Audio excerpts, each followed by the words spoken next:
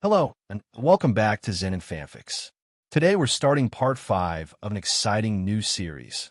What if Deku gained power to create Quirk? If you enjoy this video, please like and subscribe for more content. The story we're featuring is written by the Ultimate One on fanfiction.net. You can find all the relevant links in the description, so be sure to check out the author's profile and say hello. Now let's dive into the story. A few hours later, with Izuku's side, as he was writing down in his journal about his friends and classmates' quirks. Recovery Girl had told him not to train today, and only for today, but it was killing not to do so.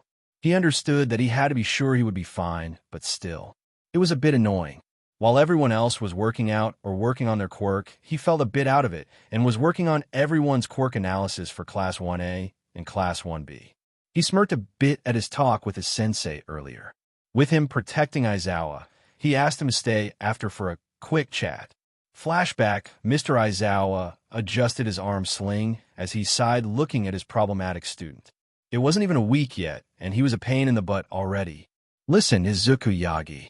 Firstly, I would personally like to thank you for protecting your classmates and even myself when I wasn't strong enough to do the job. You also saved me from further injury, he said, holding up his injured arm. Izuku shifted awkwardly in his seat, rubbing the back of his neck. I just did what anyone else would have done, sensei, he said with a small smile. Aizawa sighed, already feeling a headache forming. That's the problem, Yagi. Not everyone would have thrown themselves into danger like that without hesitation. You're reckless. Aizawa continued, his tired eyes narrowing. I don't want to discourage your instincts, but if you keep jumping into fights without thinking, you're going to get yourself killed. You should have waited for backup instead of charging in like you did. Izuku sighed as he stood up from his seat. Yes, I get that, but I will not stand by and watch the sensei that I just got less than a week ago get beat to a bloody pulp from that Momo. You said it yourself. You would have been hurt much worse. You probably would have looked like a mummy like I did for a bit, he said, trying to prove his point. Aizawa's sharp eyes narrowed further, his lips pressing into a thin line. The kid had guts, he'd give him that. But guts without caution got people killed. You think this is a joke? Aizawa snapped, his voice low but carrying the weight of authority that made even the boldest students pause. Izuku stiffened, his confident facade cracking just a little. No, sensei, I'm serious. But what was I supposed to do? Stand there and watch. Why are we arguing anyway? You quite literally would have done the same thing if it was anyone else in the same situation. The truth is I'm glad I was able to step in and save you. Not to mention the only reason I hurt myself was because my body can't use the full power of one of my quirks yet. I have no regrets about protecting you and my classmates. Sensei, I would do it again, he said, staring at him without trying to waver. Aizawa's jaw clenched, his sharp gaze locking with Izuku's unwavering eyes. The kid wasn't backing down, not out of arrogance, but sheer conviction. It was infuriating and impressive all at once. That's exactly what I'm afraid of, Aizawa muttered, his voice quieter now, but no less intense. He leaned forward slightly, resting his good arm on the desk, his injured one held tightly against his chest. You say you have no regrets, but what happens when your luck runs out? The same thing could be said for you, sensei. No offense, but you didn't exactly deny what I said Izuku, looking away from him, not wanting to see his eyes. Aizawa's eyes narrowed even further, his gaze sharp enough to cut steel. Izuku wasn't wrong, but he had to realize he was 15 years old, not some man in his early 30s who had years of experience firsthand like himself. Listen, kid, Aizawa muttered, standing up and slowly making his way around the desk, wincing slightly as his injured arm throbbed with each movement. He stopped in front of Izuku, placing a firm hand on the boy's shoulder with his good arm. It wasn't harsh, not a reprimand, but a grounding gesture, one that carried the weight of everything Aizawa wanted to say but struggled to put into words. For a brief moment, Aizawa just stared at him, studying the defiant yet sincere green eyes that refused to waver. That stubbornness, that fire, it reminded him of himself when he was younger. But it was also the very thing that had nearly gotten him killed more times than he cared to count. You're not wrong, Aizawa finally admitted, his voice quieter now, almost as if he was letting down a barrier. But you're not right either. Izuku blinked, confused. What do you mean? Aizawa sighed heavily, running a hand through his messy black hair. It means being a hero isn't just about saving people in the heat of the moment. It's about surviving long enough to keep saving them. Every choice you make has consequences, not just for you, but for the people around you. It's about finding a balance. Izuku's brows furrowed. He wanted to argue, to push back like he always did, but something about Aizawa's tone made him pause. This wasn't just another lecture. This was personal. I've lost people because I thought exactly like you do now, Aizawa continued, his eyes distant for a moment, as if looking at ghosts only he could see. Friends, teammates. They were brave, strong, and full of that same conviction I see in you. But bravery without caution. It's just recklessness with a nice label.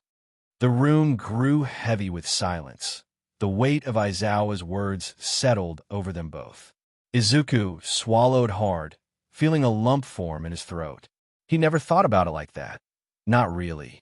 He always saw the glory, the heroism, the act of saving people. But what about the aftermath? What about the heroes who didn't come back? I don't want to lose any more students, Aizawa admitted quietly, his grip on Izuku's shoulder tightening just a fraction. That hit harder than any scolding could have. Izuku's breath hitched slightly, his heart pounding in his chest. He wasn't used to hearing things like that, from anyone really. His whole life had been about proving himself, pushing forward, trying to be enough. But here was Aizawa, not just as a teacher, but as someone who genuinely cared. I'm sorry, Izuku whispered after a moment, his voice barely audible. I didn't mean to make you worry.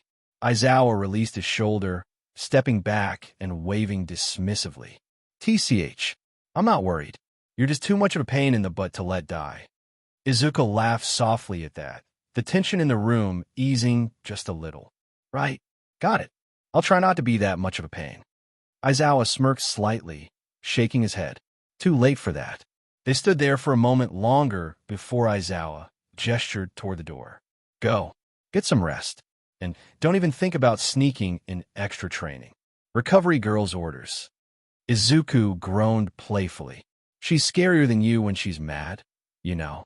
You're not wrong. Izuku grabbed his notebook from the desk, tucking it under his arm. But before he left, he paused at the door, glancing back over his shoulder. Thanks, Sensei, for everything. Aizawa just nodded, his expression unreadable, but his eyes were softer than usual. Flashback Yandy, he never. Took Aizawa to have a soft side, but his face showed he had lost people many times over. He took his advice to heart and would use that for the future. He continued to write about his classmates when he heard a boom right next to him, scaring him and making him jump up. He looked to see Pony smiling at him, setting down her books about Japanese. Pony, Izuku gasped, clutching his chest dramatically, though a sheepish grin crept onto his face. You almost gave me a heart attack. Pony tilted her head, clearly amused, her bright eyes sparkling with mischief. Sorry, Izuku. I didn't mean to scare you. I guess I know my own strength when I drop things. She let out a light laugh, her accent soft but noticeable as she continued to adjust her books. Speaking of which, are you able to help me with my Japanese? Sure. I'd be happy to help, Izuku replied, sliding his notebook aside to make room. Pony beamed and quickly pulled out a textbook along with a small notebook filled with her handwritten notes. Thanks, Izuku. I've been trying to get better at writing kanji, but some of them are really tricky. I keep mixing them up. Izuku chuckled softly. Yeah, kanji can be pretty tough. But once you get the patterns down, it gets easier. Which ones are giving you trouble? For the next hour, Izuku sat with Pony, patiently guiding her through the intricacies of the Japanese language. His notebook lay forgotten to the side, replaced by a shared focus on Pony's textbook and notes. Say, you said you knew English because your dad went to the U.S. for a number of years, she asked, making sure. Yeah, he was there for a few years like 30 years ago and learned English. He passed it on to me and my siblings, and that's how we know it. I know a few more languages, though, he said as he corrected her mistake in the kanji she was writing. Pony's eyes lit up with curiosity as she set her pencil down. Wait, really? Do you really know more languages? That's so cool. What other languages do you speak? Izuku chuckled, scratching the back of his head modestly. Well, aside from Japanese and English, I know Mandarin, French, Spanish, and Korean fluently. Pony stared at him in awe, her mouth slightly open. That's so impressive. I can barely manage Japanese, and you're juggling all of that. Izuku shrugged, a faint blush creeping onto his cheeks. I guess I've always liked learning new things. Plus, it helps with hero work, you know. Yeah, that'll be awesome for you, she said, writing her kanji once more. Say, Pony, this might be weird, but are you related to Cow Lady? I have a few more questions for you after that. Oh my gosh, you really know about her. Yeah, I am. She's my aunt. She's a big reason I want to be a pro hero, she said excitedly. Izuku's eyes widened in surprise. No way. She's your aunt. That's amazing. I've heard of her before. She's one of the most unique heroes out there in the United States. Her quirk is so interesting. Pony's face lit up with pride. Yeah, she's always been a huge inspiration to me. Growing up, she'd tell me all these stories about her experiences as a pro hero, and that's what got me into wanting to do the same thing. I've always admired her strength and how she's able to stay calm in such intense situations. What were the other questions you had for me? Well, it is about you, Quirk Horn Cannon. I understand the mechanics of your quirk, and I was wondering if I could help you improve it, he said, clicking his mechanical pencil. If you couldn't tell, I am a nerd. Pony giggled, clearly entertained by Izuku's self-deprecating remark. A nerd, huh? Well, if you've got ideas to help me improve, I'm all ears. I've always wanted to be able to control my quirk better. Izuku smiled, flipping through his notes. Okay, well, based on what I know about your quirk, Horn Cannon works by generating a massive burst of energy from the horns on your head. Right? He asked, looking up for confirmation. Pony nodded, tapping the side of her head where two horns protruded, their smooth surface gleaming slightly in the light. Yeah, that's the essence of it. I can only control two at a time, though. Otherwise, it makes me really exhausted and all that fancy stuff, she said. What I was thinking is pretty simple, but you could just increase the number of pairs of horns you're shooting so that it just gradually goes up. Think about it like this. Do you know Hawks? He is able to control every feather he has, and that makes him very versatile. Think of it like you could be able to use 20 sets of horns all at once with the right training, said Izuku. Pony's eyes sparkled with interest as Izuku spoke. Wait, so you're saying I could control multiple pairs of horns at once, like 20 at a time? That sounds incredible. But how do I even begin to do that without getting exhausted? Izuku chuckled softly, adjusting his glasses. It's definitely a lot to take in, but I think it could work with practice. First, we need to build your endurance. You already know how to manage two horns, right? So the next step will be working on progressively adding more, but in small bursts. You would gradually build up the strength to handle multiple sets without wearing yourself out. Like muscle training, but for your quirk. Pony furrowed her brow, trying to imagine the process. Okay, I think I get it, but how do I make sure I'm not overdoing it? I don't want to collapse after every training session. Well, it's all about pacing yourself and learning your limits. You'll start small, with 3 pairs, and see how you feel. After each attempt, take a rest and see how your body reacts. Your quirk is essentially an extension of your physical stamina, so you'll need to listen to your body, Izuku explained. He scratched his head thoughtfully. But that's not all. I also think there's something you can do with the way your horns generate the energy. Pony nodded as she stared at Izuku, smiling warmly at him. Without warning, she picked him up into a hug, lifting him off his feet. Thanks so much, Izuku. I really appreciate it. I'll need to work on this as soon as I can. Izuku was once again surprised by her strength as she held him in the air. His face flushed red as he nervously tried to wave his hands. Wait, Pony. It's really no big deal. You don't have to.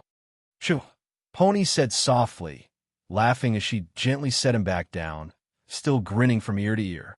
It's just a hug, silly. You've helped me a lot, and I'm really grateful for it.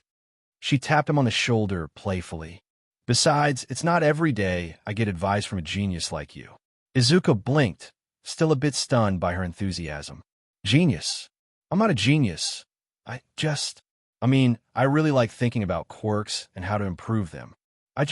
Pony laughed again, cutting him off. You're humble too. I like that about you. She paused, her expression softening as she looked at him more seriously. Not a lot of people would take the time to help me like this. They probably think I can figure things out on my own because of my quirk, but you actually sat down and listened. I really appreciate that, Izuku. Well, I was happy to help, he said, scratching the back of his neck. Cozy Eye, Tsuburaba looked over to them and was curious about the other Yagi triplet. Ichiro was cocky, while Inori was quiet, so maybe Izuku was also different. He could use help with his quirk too. He walked over to Izuku with some confidence as he went up to him. Hey, other Yagi triplet, he said, getting his attention. What's up, Tsuburaba, right? Asked Izuku. Cozy Eye nodded as he looked at him. I didn't mean to listen, but you were giving Pony ideas for her quirk, so I was wondering if you could give me ideas on solid air if you have it, he asked. Izuku looked at Pony, who nodded to him, and smiled at Cozy Eye. Sure. If solid air is about to create platforms, barriers, and walls that are super strong, my advice is you should, obviously, train your lungs, which is common sense. But I would like to see if you can train enough to create weapons from your breath. It would be a lot more helpful if you could create a sword, spear, or even axe. Or better, you'd see if you can throw the platforms you make. Cozy Eye's eyes widened with curiosity, and he crossed his arms as he processed Izuku's suggestion. Weapons made out of air, huh? That's something I hadn't really considered. I usually just focus on using my quirk for defense, or getting a good foothold when I'm jumping around. But I like the idea of making something offensive. Izuku nodded, his enthusiasm building. Exactly. Your quirk has a lot of untapped potential, and it's all about rethinking how you use it. You got strong platforms and walls, so why not take a step further? If you can learn to manipulate your breath to create more solid constructs, you could even make tools or weapons that are just as effective as anything made of metal. It's like sculpting with air. Cozy Eye scratched his chin, clearly intrigued. So, you're saying that instead of just thinking of solid air as a defensive quirk, I could turn it into something offensive too? Yeah, pretty much, replied Izuku. Man, that would be insane, Cozy Eye muttered, his eyes now gleaming with excitement. A sword made of solid air, it'd be so light, but at the same time, super strong. I could use it for long-range attacks, too, right? If I can control how the air flows, I can make a spear or even a long-range blade. Thanks, dude, I appreciate it. Izuku smiled, glad to see Cozy Eye so excited. No problem. I'm sure you'll be able to figure it out. Just take it one step at a time and experiment with your control. Start small and build up. As Cozy Eye walked off to start his training, several members from both Class 1A and 1B had been watching from a distance, intrigued by the conversation. The idea of developing new ways to use their quirks was a topic that always fascinated them, and Izuku, being the natural problem solver he was, seemed like the perfect person to offer advice. Izuku helped several people over the course of the next hour. If he had to keep track, he talked to Pony, Cozy Eye, Mina, Mineta, Tetsu, Reiko, Kaminari, and even Kinoko, who was really shy with him. Each student came up to him with a unique question or request for help with their quirks, and Izuku eagerly offered whatever advice he could, always trying to help them push their abilities to the next level. It makes him feel good, helping others get stronger. With all of his help, he was doing it reminded him of something. After he was done helping Kinoko, he ran the stairs to his room to get something he had made for Jiro. He pulled out the item and was proud of his creation as he walked to Jiro's room. He knew she was training her earphone jacks by playing darts and figured not to walk in, but now it was as good a time as any. He knocked on her door holding the box he had been waiting expecting. Jiro opened the door with her earphone jack and smiled at Izuku. Jiro arched an eyebrow, her usual laid-back expression softening with curiosity as she noticed the box in Izuku's hands. "Oh, hey, Izuku. What's up?" she asked, pulling one of her earphone jacks back from the doorframe, where it had been listening for any disturbances. Her sharp eyes darted from his face to the small, neatly wrapped package he was clutching. "Hey, Kyoka. Sorry to bother you while you're training. I made something for you." Jiro's interest was visibly piqued. She leaned against the doorframe, crossing her arms casually, though there was a subtle gleam in her eyes. Oh yeah, what's in a box? Something awesome, he said as she led him in the room. And what is this thing that is awesome? She asked as tossed some stuff out of the way, trying to have him see the displaced dirty clothes on the floor. Something I made for you, he said with her hitting him. Would you just tell me already? She asked, wanting to know already. He set the box down on the table she had in her room and brought it out to show gloves. These are your sound gauntlets Mark II, he said, handing it to her. She turned the gloves over in her hands, inspecting every detail. The craftsmanship was precise. The materials were lightweight yet durable. Sound gauntlets Mark II, huh? These look way more advanced than the ones I've been using. Wait, where is the plug-in for my jacks, and why are there extended sleeves? She asked, examining the black soft material. Izuku smiled as he leaned against the dresser. That's the best part. You don't need your earphone jacks anymore. So, I was thinking about something. You said that you can use your heartbeat to create a frequency. So what I thought of was this, he said, helping her with the gloves as he pulled sleeves over her forearm.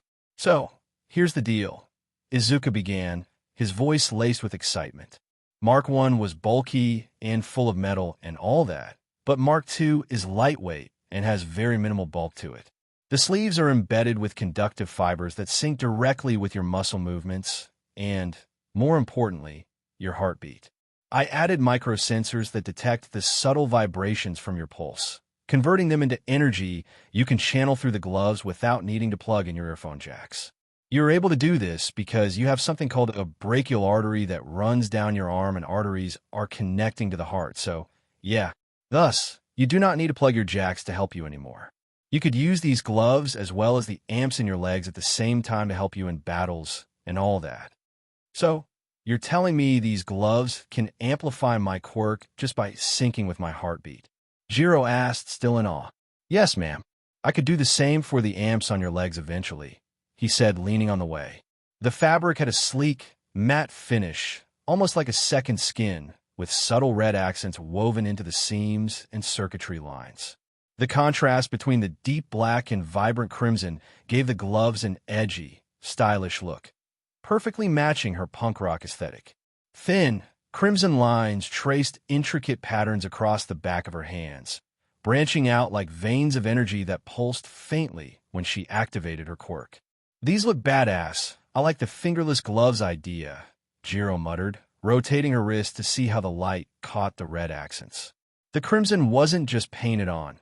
It seemed to glow slightly when she focused her heartbeat, following the flow of energy through the micro-sensors embedded within.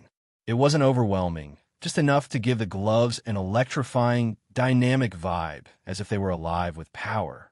Izuku, still lingering by the door, smiled sheepishly. I thought the red would suit you. It complements your hero costume, you know? Plus, the color's not just for looks. The red lines are conductive fibers that help channel your sound waves more efficiently. They guide the energy flow, reducing feedback and stabilizing output when you're using high-frequency attacks. Jiro's eyes lit up even more. So, they're not just cool, they're functional too. Exactly, Izuku said, his grin widening. Form and function. She chuckled softly, clearly impressed. You really thought of everything, huh? I'm a proud nerd, he said as he touched her arm sleeves and showed her the gloves. These are comfy too, he said. Jiro flexed her fingers, feeling how seamlessly the gloves moved with her. The snug fit was perfect, not too tight, not too loose. She clenched her fists and released, the material stretching smoothly without any resistance. This is seriously amazing, Izuku, she said, her voice quieter now, but filled with genuine appreciation. Izuku rubbed the back of his neck, his cheeks tinting slightly. I'm just glad you like them. I wanted to make something that wouldn't just enhance your quirk, but also feel natural, like an extension of you, instead of just another piece of gear. Jiro's gaze softened at his words. You really are a nerd, she muttered playfully, before giving his arm a light punch. He laughed, rocking slightly from the impact. Guilty as charged. She focused again on the gloves, curiosity gleaming in her eyes. So, how do I activate them? Izuku perked up, his excitement returning. Oh, that's easy. Just channel your heartbeat like you normally would, but instead of sending the vibrations through your earphone jacks, think of them traveling through your hands. The microsensors will pick up on the changes in rhythm and convert them into an amplified output from the brachial artery. Jiro nodded, taking a steady breath as she let her quirk flow naturally. A soft, thrumming sensation pulsed through her hands, and the crimson lines on the gloves responded instantly, glowing faintly in sync with her heartbeat. Her eyes widened. Whoa, that's insane. Izuku grinned. Try a small sound burst. Jiro lifted her hand and focused, sending a controlled shock wave forward. The gloves absorbed the vibrations and emitted a sharp, concentrated sound wave that cracked the air but didn't scatter wildly like usual. The energy was focused, more precise. Jiro let out a low whistle. That's so much cleaner than before. I barely put any effort into that. Yeah, the idea is you use these for a bit, and after a while see if you can use the attacks without the gloves and go from there, he said. Jiro looked at him fondly. You know, I must repay you for this, right? This is all so much in a good way. I need to pay you back for this. Izuku waved his hand dismissively. No need for repayment. Just go out there and keep being awesome, Kyoka. Dude, stop being humble and let me repay you, she said, deadpanning. Izuku scratched his head, trying to suppress the slight blush that crept up his neck. Really, Kyoka, I'm just happy you like the gloves. You're the one who's going to make them shine. I don't need anything in return. Okay, but I will repay you. Besides, buddy, I'm starting to think that you are giving me special treatment, she said, leaning towards him. Izuku's face turned an even deeper shade of red at her words, his heart pounding a little faster than usual. He could feel the heat rise in his cheeks as he stammered. I am not giving you special treatment, I swear. I made something for Momo and Kaminari too. It's just, Jiro raised an eyebrow, her playful grin widening as she crossed her arms. Oh, really? She said, tilting her head slightly. You're not giving me special treatment when you go out of your way to make me custom gloves that enhance my quirk. Her tone was teasing, but there was a glint of amusement in her eyes, clearly enjoying seeing Izuku flustered. Izuku put his hands over his face in embarrassment. Can't I just do something for someone I care about without being teased? He said, his voice muffled by his hands. Jiro couldn't help but chuckle at Izuku's reaction, her grin softening as she watched him try to hide behind his hands. I'm just messing with you, Izuku, she said with a light chuckle, nudging his shoulder gently. Izuku slowly lowered his hands from his face, still blushing, but now with a small, sheepish smile. You're mean, Kyoka, he mumbled, though there was no real bite behind his words. Oh, come on. I'm not that bad, she said, hugging him tightly. I genuinely do appreciate the gift. You're a certified nerd. Jiro, sensing his hesitation, chuckled softly and pulled back just enough to look him in the eye. You're really not good at accepting compliments, are you? She teased, her tone light and warm, but there was a hint of fondness in her eyes. Izuku scratched the back of his neck, still flustered, but now trying to ease his discomfort with a sheepish laugh. I guess not, he admitted, his voice a little quieter than usual. Jiro smiled softly at him, her arms crossing as she tilted her head slightly.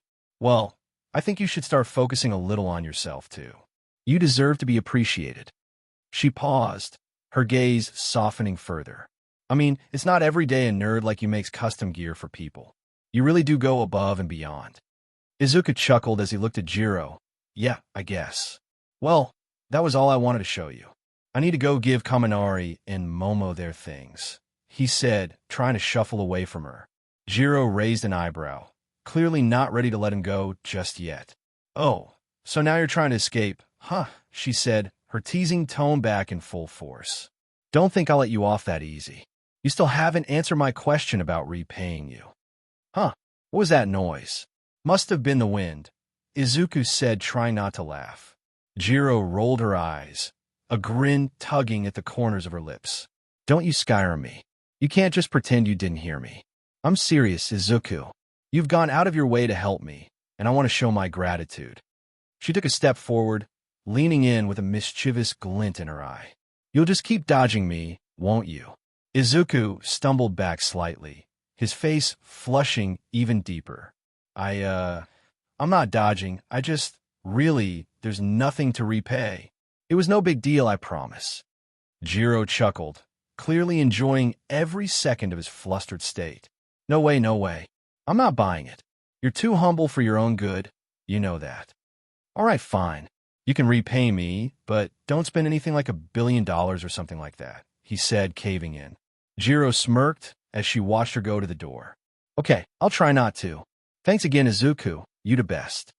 No problem, ma'am, he said, saluting her awkwardly before shuffling out of the room.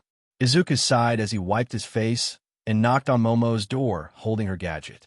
Izuku took a deep breath, trying to steady himself after Jiro's relentless teasing. His face was still warm, but he shook it off as he focused on the task at hand. He had spent so much time fine-tuning Momo's gadget, making sure it would complement her quirk perfectly. He just hoped she'd like it. A moment later, the door opened to reveal Momo, her expression shifting to pleasant surprise when she saw Izuku standing there. "Oh, Izuku, what brings you here?" she asked, stepping aside to let him in. Izuku held out the sleek bracelet he had crafted. I made this for you," he said, rubbing the back of his neck. He opened the box to show a slim bracelet-like band and handed it to her. "This is called the Forma Band. In a nutshell, it allows you to scan an object and shows you the chemical and structural needs in order to make it easier for you to do stuff on the field." Momo's eyes lit up with genuine curiosity as she gently took the Forma Band from Izuku's hands.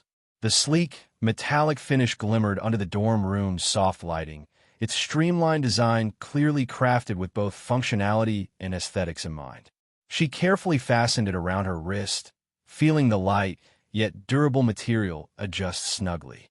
"This is incredible," Momo breathed, running her fingers over the subtle engravings along the band surface. "You designed this just for me." Izuku scratched the back of his neck, his face tinged with pink. "Why, yeah, I thought it could help you optimize your quirk, especially during high-pressure situations. It scans objects, breaks down their components, and provides you with detailed chemical structures. That way, you don't have to rely solely on memory. You'll have real-time data." Momo tapped the small, embedded screen, and a soft blue light flickered to life. A simple interface appeared, displaying icons for scanning, data analysis, and material logs. She pointed her wrist at the wooden desk nearby, and within seconds, a holographic projection displayed the composition: cellulose, lignin, hemicellulose, complete with structural diagrams. Her eyes widened in awe. This will change everything for me," she whispered. "Izuku, this is beyond thoughtful. It's scientifically brilliant." She looked up, her expression softening with gratitude. "You always think of ways to help others. I really appreciate it," she said, hugging him tightly. Izuku rubbed his neck again, the compliment making him fidget nervously as he hugged her back. "I just wanted to support you. I know how hard you work, and if this makes things even a little easier, then it's worth it." "Well, I am grateful. I'll be sure to repay in return for this incredible device, and no buts," she said, letting go of him. Izuku chuckled nervously, knowing better than to argue when Momo had that determined look in her eyes. All right, he conceded, holding up his hands in surrender. "I can't wait to use this," she said excitedly as she started to jump around in excitement. "I'll let you get used to it," he said with a small smile, stepping back toward the door. But before he could fully turn the handle, Momo's voice stopped him. "Wait, Izuku." He paused, glancing over his shoulder. Momo was still standing in the middle of her room, the Formu band gleaming on her wrist. Her face was flushed slightly, though whether from excitement or something else, Izuku couldn't tell. "Would you like to stay for a bit?" she asked, her tone softer now, the confident edge from earlier replaced with a hint of shyness. "Maybe help me figure out all its functions." Izuku blinked, surprised by the invitation. "Oh, sure, if you want me to." Momo smiled warmly, gesturing for him to come back inside. Izuku's heart did a nervous flip as he stepped in, closing the door behind him.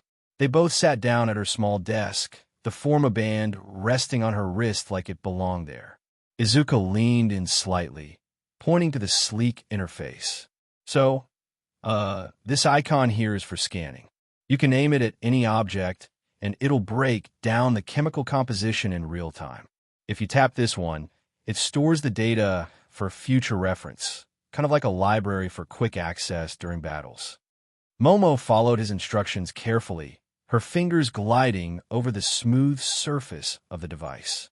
"It's so intuitive," she murmured, genuinely impressed. "Did you design the software interface too?" Izuku nodded shyly. "Yeah, I wanted it to be simple enough to use under pressure, but still detailed enough to be useful. Guess you could say this was creative."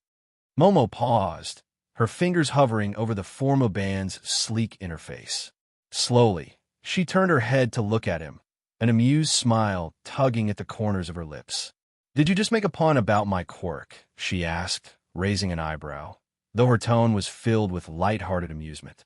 "I don't know what you're talking about," Izuku replied quickly, his face turning an even deeper shade of red as he avoided Momo's amused gaze. "Well, about time you started using puns on me instead of Tokoyami," she said, scanning a lamp nearby. Momo chuckled softly, her eyes twinkling with amusement. She was always so composed, always so poised, yet moments like these, when she let down her guard, reminded him of how human she truly was. It was a rare glimpse into her more relaxed side, and it made his heart race even faster. "You're adorable when you get all flustered," Momo said, her teasing tone gentle and affectionate. She continued to tap on the formoband, her fingers moving with ease as she explored the various functions he had explained. "Okay, Momo, is that all you needed help with?" he said, not wanting to look at her. Momo noticed the way Izuku was avoiding her gaze, and her teasing smile softened. She knew she had embarrassed him a little, but it was all in good fun. Still, there was something endearing about the way he got flustered around her. She could tell he wasn't quite used to these kinds of interactions, and it made her heart ache with a gentle fondness. "Hey, I'm sorry if I made you uncomfortable," Momo said, her tone shifting slightly to a more sincere one. She turned her attention back to the formoband, tapping the screen a few more times to test out its functionality. "I just wanted to make sure I understood everything." Izuku blinked, realizing she wasn't trying to tease him anymore. He looked up at her, his nervousness still present but slowly subsiding. "No, it's fine. Really. I'm just not used to, spending time like this with you." His words came out in a rush, and he immediately regretted them. He was rambling again. Momo looked at him, her expression softening even more. "I understand," she said gently. "You're not the only one who's not used to it." She paused for a moment, as if considering something, before speaking again. "But, Izuku, I enjoy these moments with you, more than you might realize." Izuku's heart skipped a beat at her words, and he stared at her in surprise. His breath caught in his throat as he tried to make sense of what she was saying. "Why you do?" Momo gave him a small, reassuring smile. "Of course I do. I mean, we don't get to spend a lot of time like this, but I always look forward to moments when I can just be myself with you. When you're not analyzing things or trying to be the hero." Izuku felt the weight of her words settle in his chest. He was always so focused on doing what was right, so intent on helping everyone around him that he often forgot to take a step back and just enjoy the moments that mattered. Like now. Like sitting here with Momo, talking about something as simple as the formoband and its features, yet feeling the connection between them grow stronger. "Thanks, Momo," he said quietly, his voice thick with gratitude.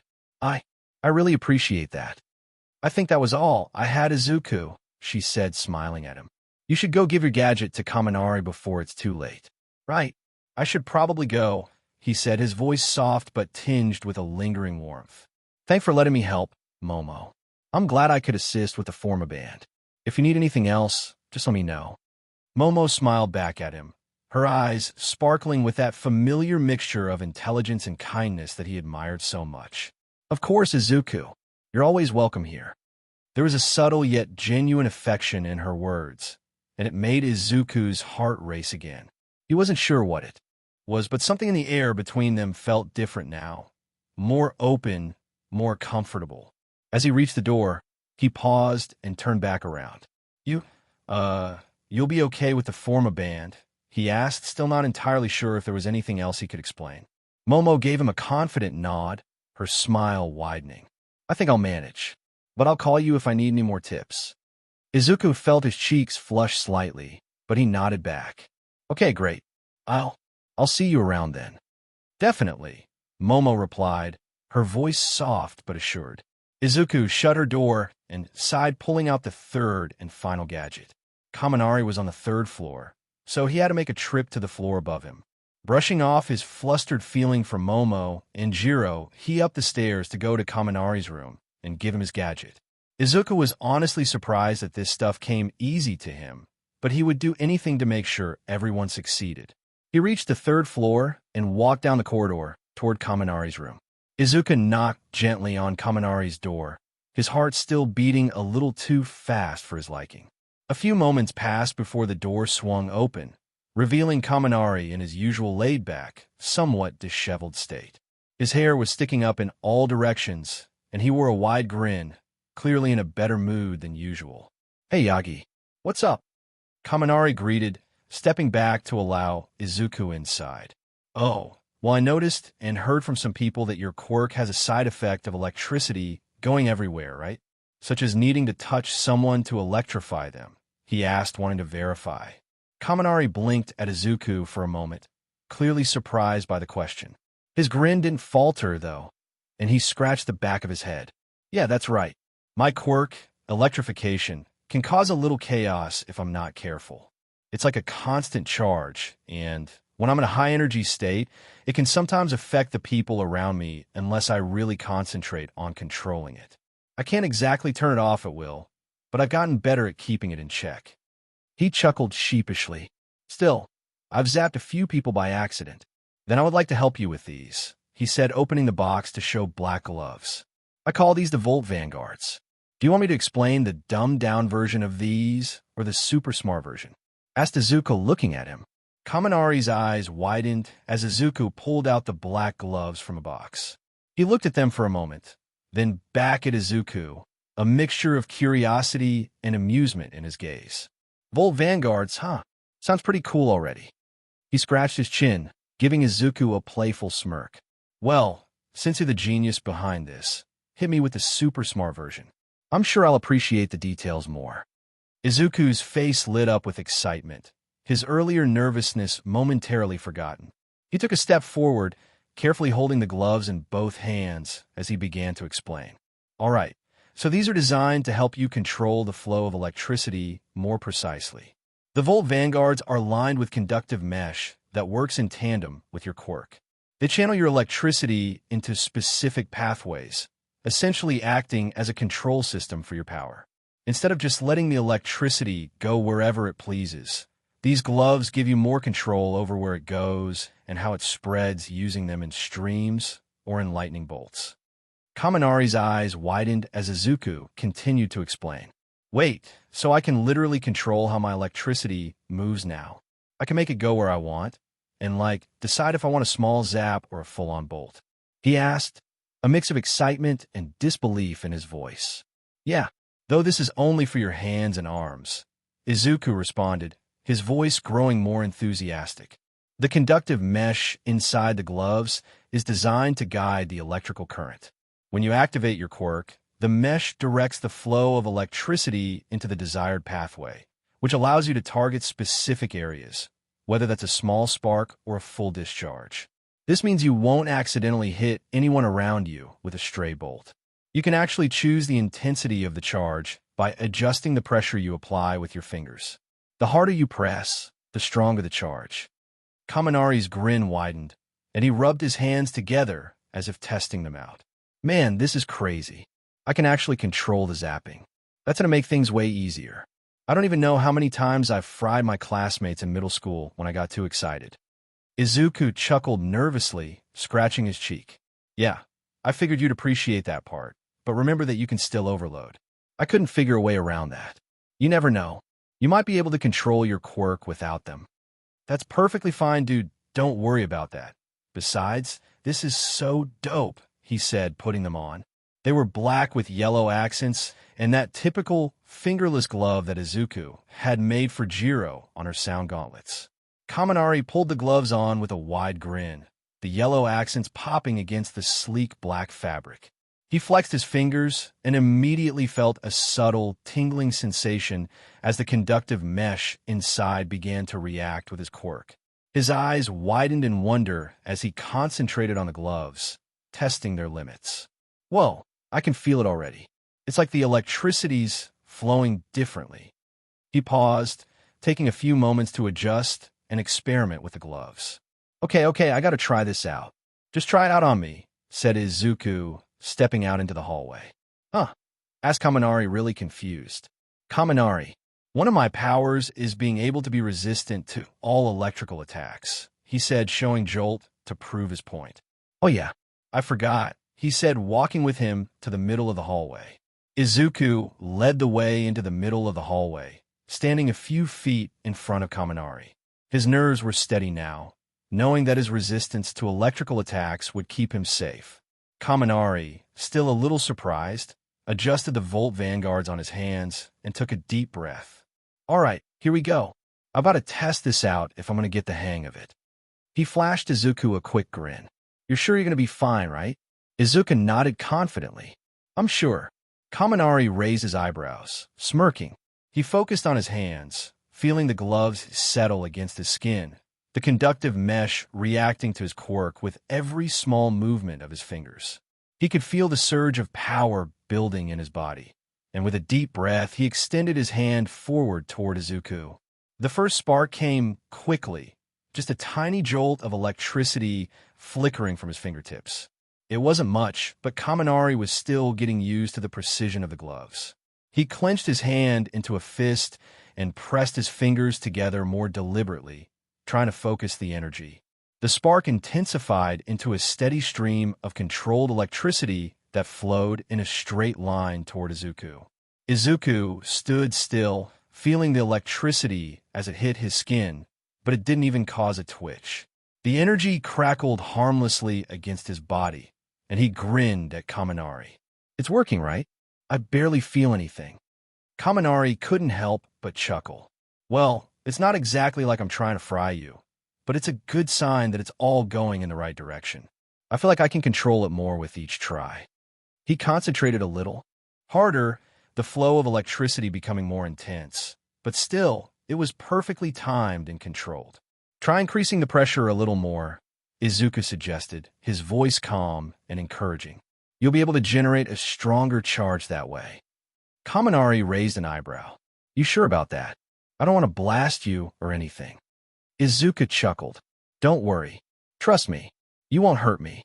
What the heck are you two doing? Asked Toru, stepping out of the hallway. Izuku looked to see Toru in the motion of tapping her foot with Mina and Reiko poking their heads out. Nothing, said Kaminari in a compromising position, aiming the glove at Izuku. We are doing some stuff, said Izuku, making them curious. What kind of stuff? Asked Mina, poking her head out further.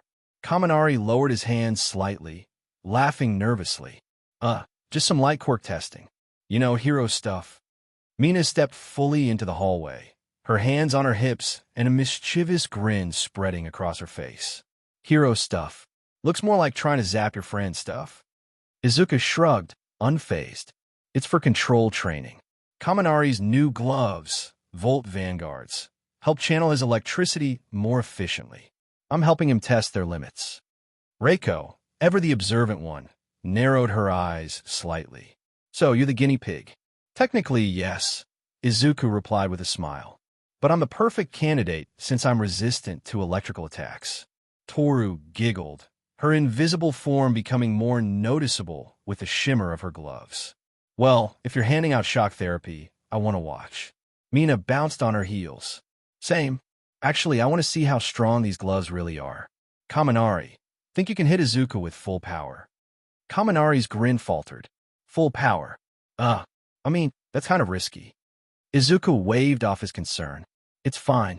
I can handle it. Kaminari charged up his attack, pointing at his Volt Vanguard squarely at Izuku. 3 million volts, he announced, his voice carrying a mix of excitement and tension. The gloves hummed with energy, yellow accents glowing brighter as sparks danced wildly around his fingertips. With a sharp inhale, Kaminari unleashed the full force of his attack. Multiple streams of concentrated lightning burst from his gloves, crackling violently as they surged toward Izuku. The hallway lit up with intense flashes of yellow, casting long shadows against the walls. The roar of electricity was deafening, like a thunderstorm trapped in a confined space. Izuku stood his ground, his body tensing slightly as the electric currents slammed into him. Sparks exploded around his silhouette, but true to his word, he didn't flinch. His quirk absorbed the energy effortlessly, the raw power dissipating harmlessly across his skin. A faint grin tugged at the corners of his mouth as he raised a hand, signaling Kaminari to keep going. Kaminari stood frozen, his arms still partially raised, sparks faintly flickering from the fingertips of his Vol vanguards. His once confident grin had melted into that familiar, vacant expression, wide-eyed with a goofy smile plastered across his face. His posture slumped slightly, and he wobbled on his feet like someone who just spun around too many times. Izuku sighed deeply, pinching the bridge of his nose as he walked over. Okay, yeah, you went and fried your brain, man. Mina burst into laughter, doubling over as she clutched her stomach. Oh no, he's got the look again. Classic Kaminari. Toru giggled too, her gloves clapping together with excitement. It's like he never learns, huh? Kaminari's head tilted slightly, his grin unwavering. Pudding tastes like thunder, he mumbled, then burst into a weak, aimless giggle. Mina's laughter hit a new pitch. Oh my gosh, what does that even mean? Izuku chuckled softly despite his concern. Yep, he's definitely scrambled. Izuku crouched beside Kaminari, shaking his head with a small, amused sigh. Man, I told you not to overdo it. Kaminari's goofy grin remained, his eyes glazed with a blank yet oddly satisfied expression. Thunder pudding is mine, he mumbled dreamily, his voice trailing off in his soft giggles. Mina couldn't control her laughter anymore. She was practically on the floor, tears streaming down her face. Thunder pudding, I'm never letting you live this down. Toru snorted, leaning against the wall for support.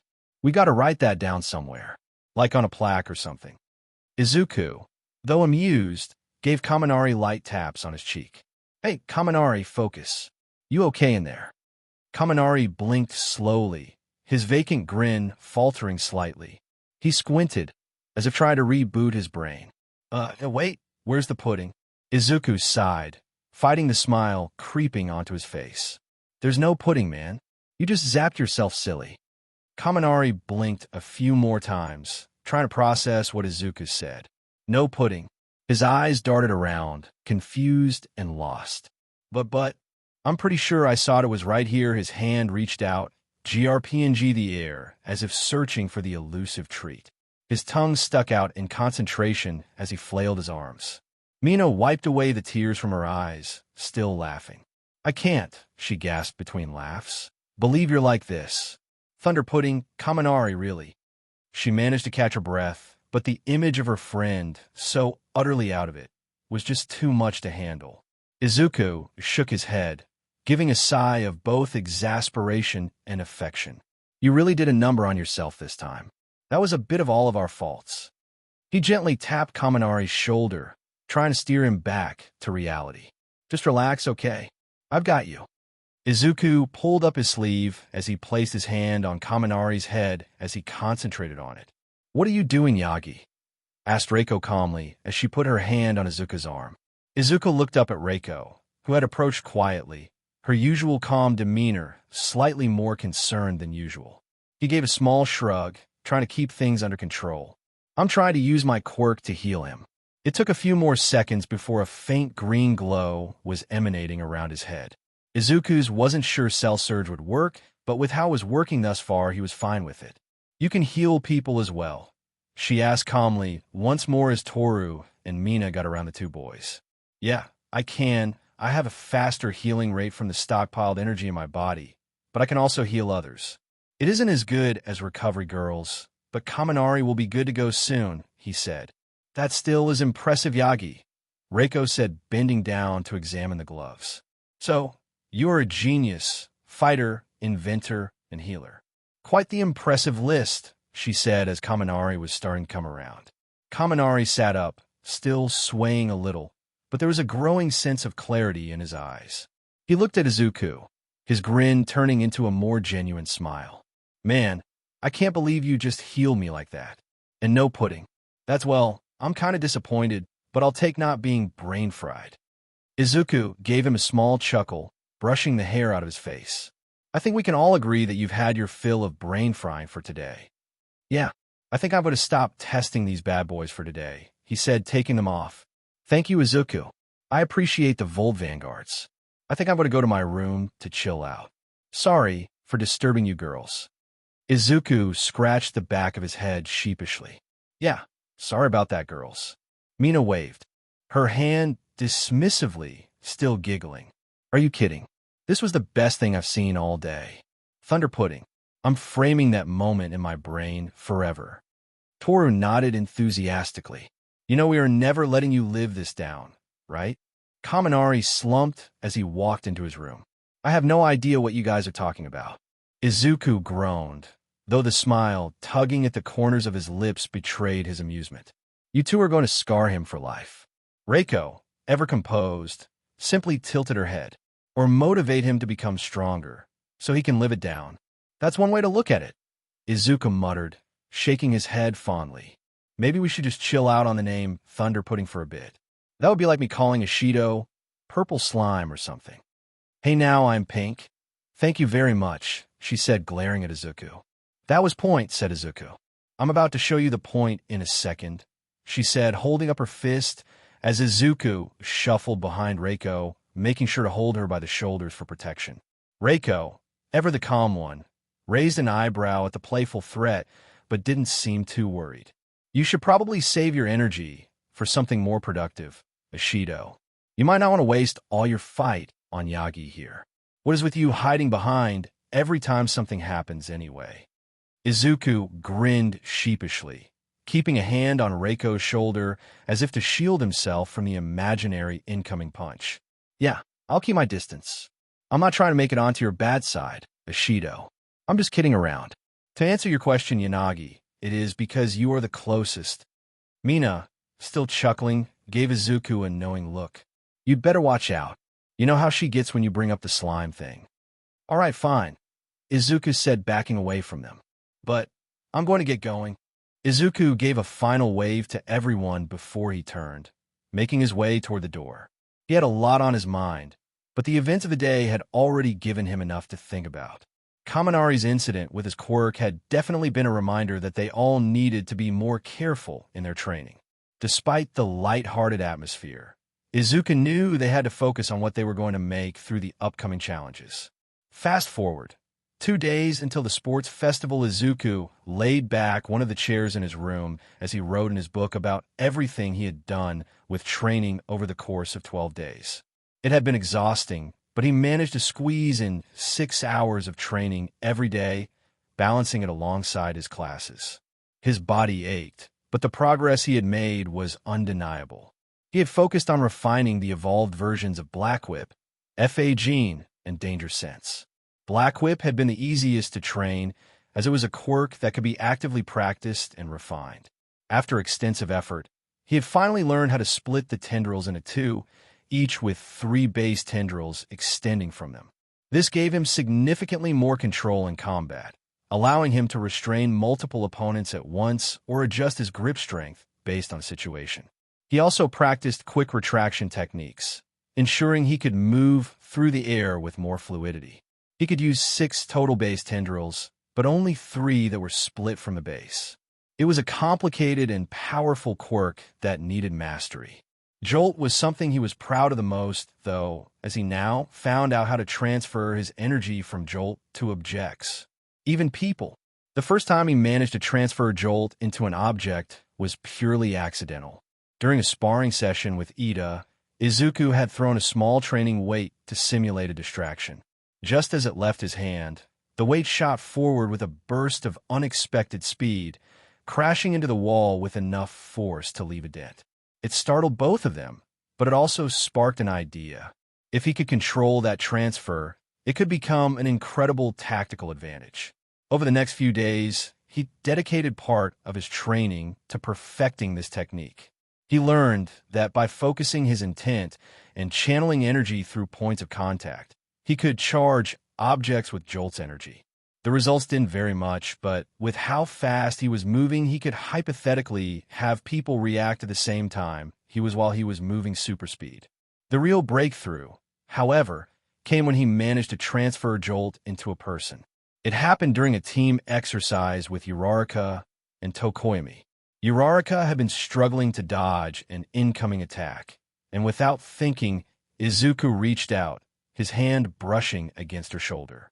A surge of Jolt's energy transferred into her, enhancing her reflexes just enough for her to evade the strike. Granted, it was only for a second, but that meant if he continuously did it, that would mean he could have everyone who was touching him move at super speed with him. Izuku couldn't contain his excitement. If he could master Jolt's energy transfer, he wouldn't just be fast. His entire team could move at speeds that rivaled his own. The applications were limitless. One for All had improved slightly, but it was barely noticeable. He had improved from 50% to the 52 to 55% range. He was sure he wasn't going to push his limit unless necessary. Pushing himself to go to 75% and even 80%, that hurt like a mod half. He landed over 225 plus blows on that Momo and went over his limit, even if it was a bit, did a lot of damage over a short time. He had to be careful from now on for himself and his friend's sake. As Izuku scribbled notes furiously into his book, detailing every new breakthrough and limitation. As he finished writing what he needed to, he looked out the window wondering what the sports festival would bring. He hoped to be noticed by some of the top agency to help further his training and experience. His grip on his notebook tightened. No matter what happened at the sports festival, he would give it everything he had. Failure wasn't an option. With Ichiro panted as he wiped sweat from his brow for what felt like the 1,000th time. He had been working on his levels of impact for the past few weeks, and his progress had increased tremendously. What once seemed impossible was now within reach. He had fully mastered the 5th level, something that had taken him months of grueling effort. But more than that, he had unlocked a 7th level of impact, something he hadn't even thought possible before. Impact level 7. The idea alone sent shivers down his spine. If impact level 6 had left him drained and vulnerable after use, then level 7 was in an entirely different league. It pushed his body past every limit he thought he had, amplifying his strength, speed, and endurance to a point that felt almost unreal. But the price was steep. Every time he activated it, he felt his muscles scream in protest, his bones threatening to give out under the sheer force. It was like igniting a flame that could burn out at any moment. But he had done it. He had reached a new peak. He remembered years ago that he thought the 5th level was his peak, but he keeps breaking through his limit. I need to beat him, he said to himself as he threw another punch. I need to beat Izuku. He needs to be hit off of his high horse. He had to beat his brother. He needed to do it. If he lost to him, he couldn't accept that. He wouldn't accept that. With trembling arms, Ichiro forced himself to stand. His entire body protested, but he refused to stop. He wasn't done. He still had more to give. Again, he muttered, dragging himself back into position. He would keep going until he couldn't move, until his body gave out, until he could activate Impact Level 7 and stay in that form long enough to compete with the best. Because if he wanted to take down his brother, he had to become something more than just strong. He had to become unstoppable. This is for reference for each hero's levels of impact in comparison to one for all percentages in terms of speed and strength alike. Impact Level 1. 1% of 1 for all Impact Level 2. 4% of 1 for all Impact Level 3. 8% of 1 for all Impact Level 4. 12% of 1 for all Impact Level 5. 15% of 1 for all Impact Level 6. 20% of 1 for all Impact Level 7. 25% of 1 for all UA Sports Festival. The excitement in the air was almost tangible. Chants and cheers echoed through the grand stadium, banners waving high as spectators eagerly anticipated the clashes of strength, strategy, and sheer determination that would unfold. The UA Sports Festival was the pinnacle of competition, where students from the most prestigious hero academy in Japan showcased their skills before the eyes of pro heroes, talent scouts, and millions of viewers watching from their homes. Toshinori sat next to his wife, close to the heroes, as they were waiting for their children to come out. "I hope they will be fine," said Inko to her husband. "They will, Inko. I just hope that they do well," he said, putting his hand to his face to think for a moment. In a different part of the stadium, Endeavor sat with his wife, Rei, and their 2 sons and daughter, Toya, Natsuo, and Fuyumi.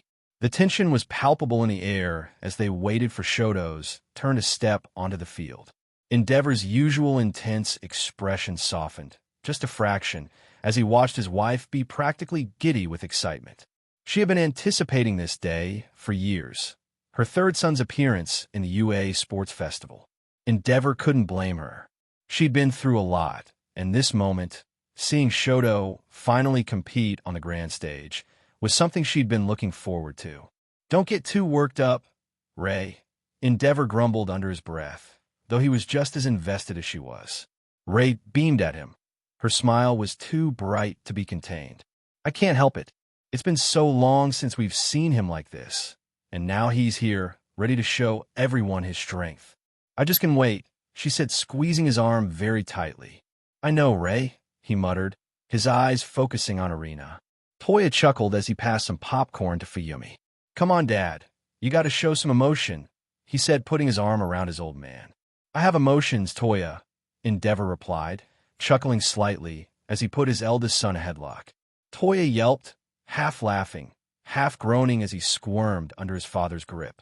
I know, but you don't have to act so stoic all the time," he teased, finally managing to break free from his father's stronghold. Toya tossed a handful of popcorn into his mouth and leaned back in his seat, clearly enjoying the playful moment despite the tension in the air. Natsuo leaned back as he looked down to the arena. "I heard Class 1A and 1B are super stacked this year. You saved one of them down there, didn't you, Toya?" Toya nodded as he took some more popcorn. "Yeah, I did. 2 of them, Momo Yaoyorozu and Izuku Yagi. That kid is a powerhouse. He took down 1FO the strongest enemies at the USJ incident, not to mention the sludge villain incident. So, we will have to be on the lookout for him." Natsuo raised an eyebrow. "Izuku Yagi, huh? I've heard the name, but I didn't realize he was that strong." He leaned forward, narrowing his eyes as if considering the challenge ahead. "If he's as powerful as you say, then Class 1A must be something else this year." With Class 1A, many of the students were hyping themselves up as they were getting ready for the festival. They all had to be ready so they could be scouted by other heroes. Izuku tapped his foot on the ground rapidly, trying to get the jitters out of him before they went out there. Something he accepted was he would always have this feeling no matter how strong he would be.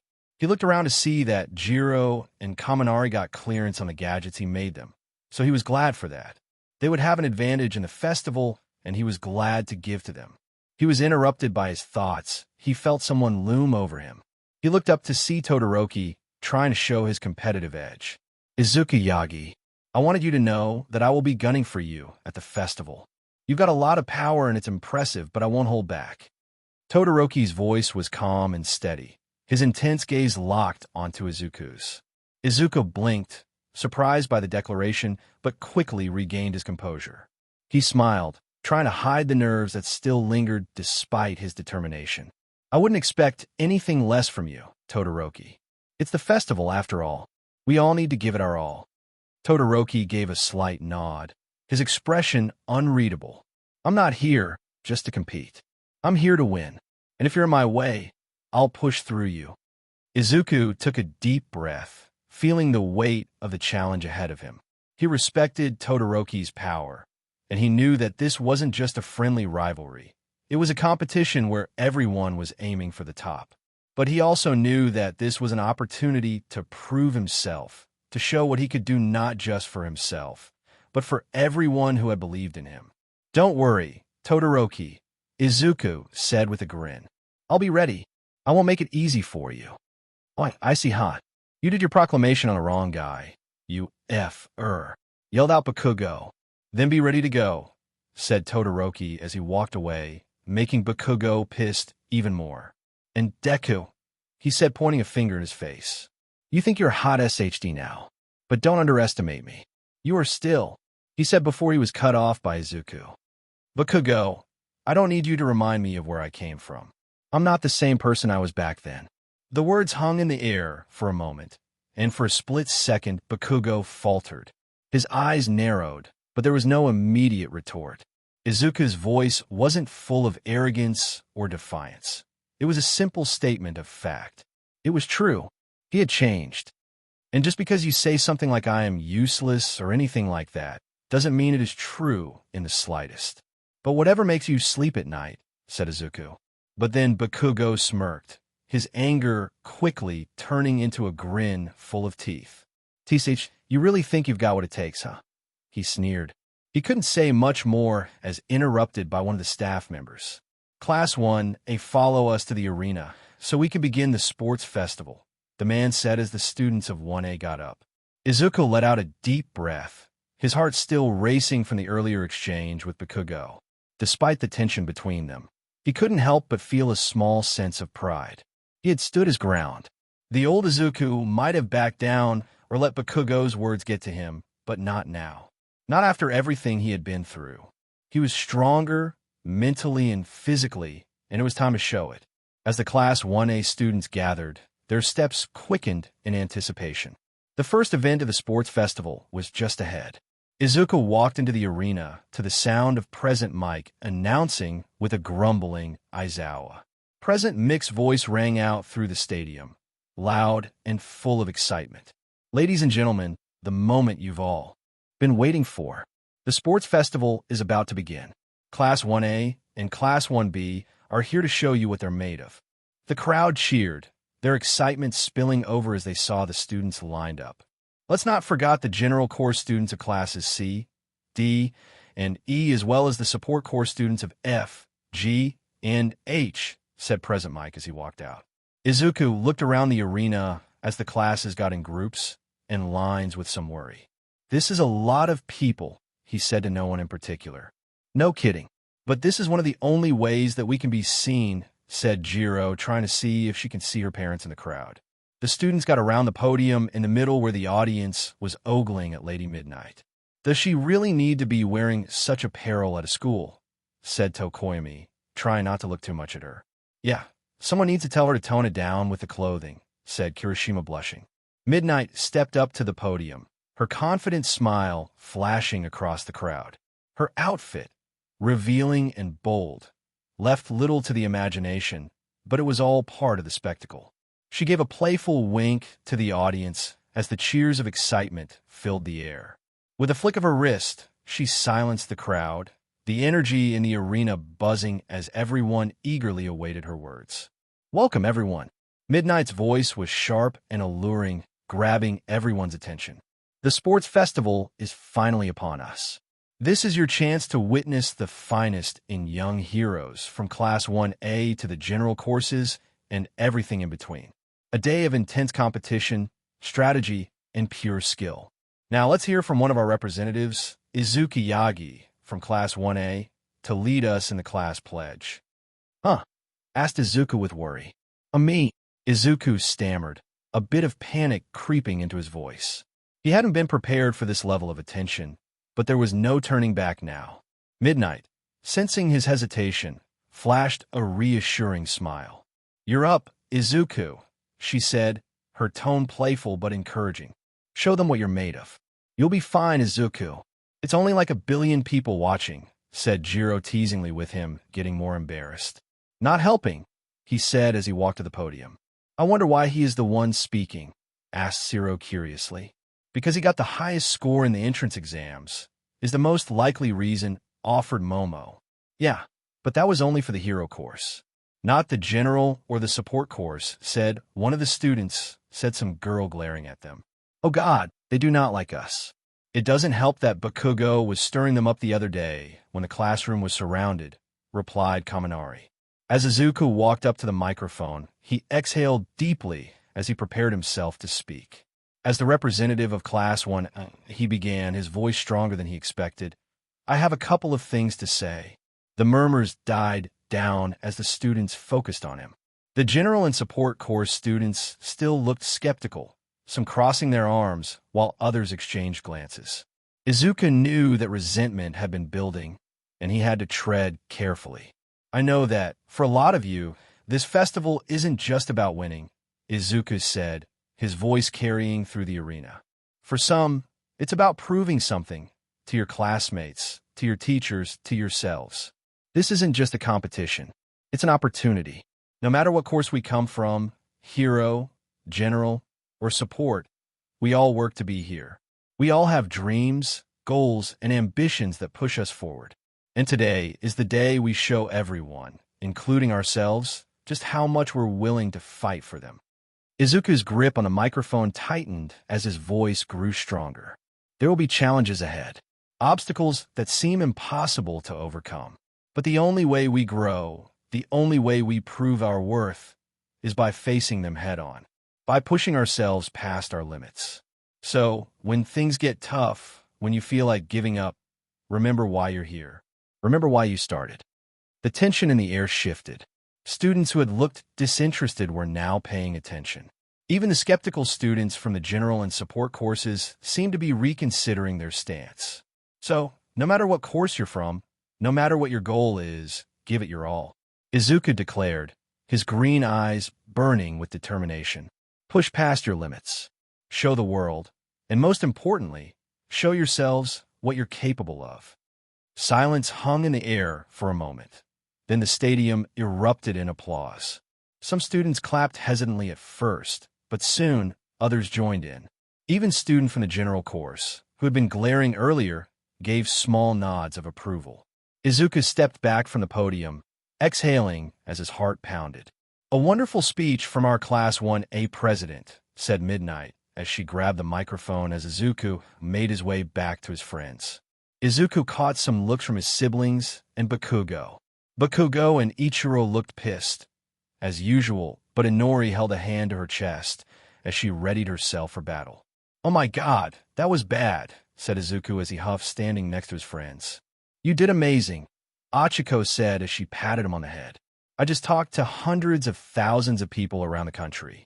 You can't get much worse than that, but thankfully it's over," he said, sighing as Midnight was getting ready to speak. Midnight's voice rang through the stadium once more, commanding the crowd's attention. With that inspiring speech out of the way, let's move on to what you've all been waiting for, the first event of the UA Sports Festival. The cheers of the audience roared to life again, shaking the very ground beneath the students' feet. Izuku took a deep breath, his nerves still buzzing from his speech, but he forced himself to focus. That was just the beginning. Now, the real challenge began. Midnight held up a large cue card and dramatically flipped it over. For our first event, the obstacle course race. Excited murmurs ran through the students.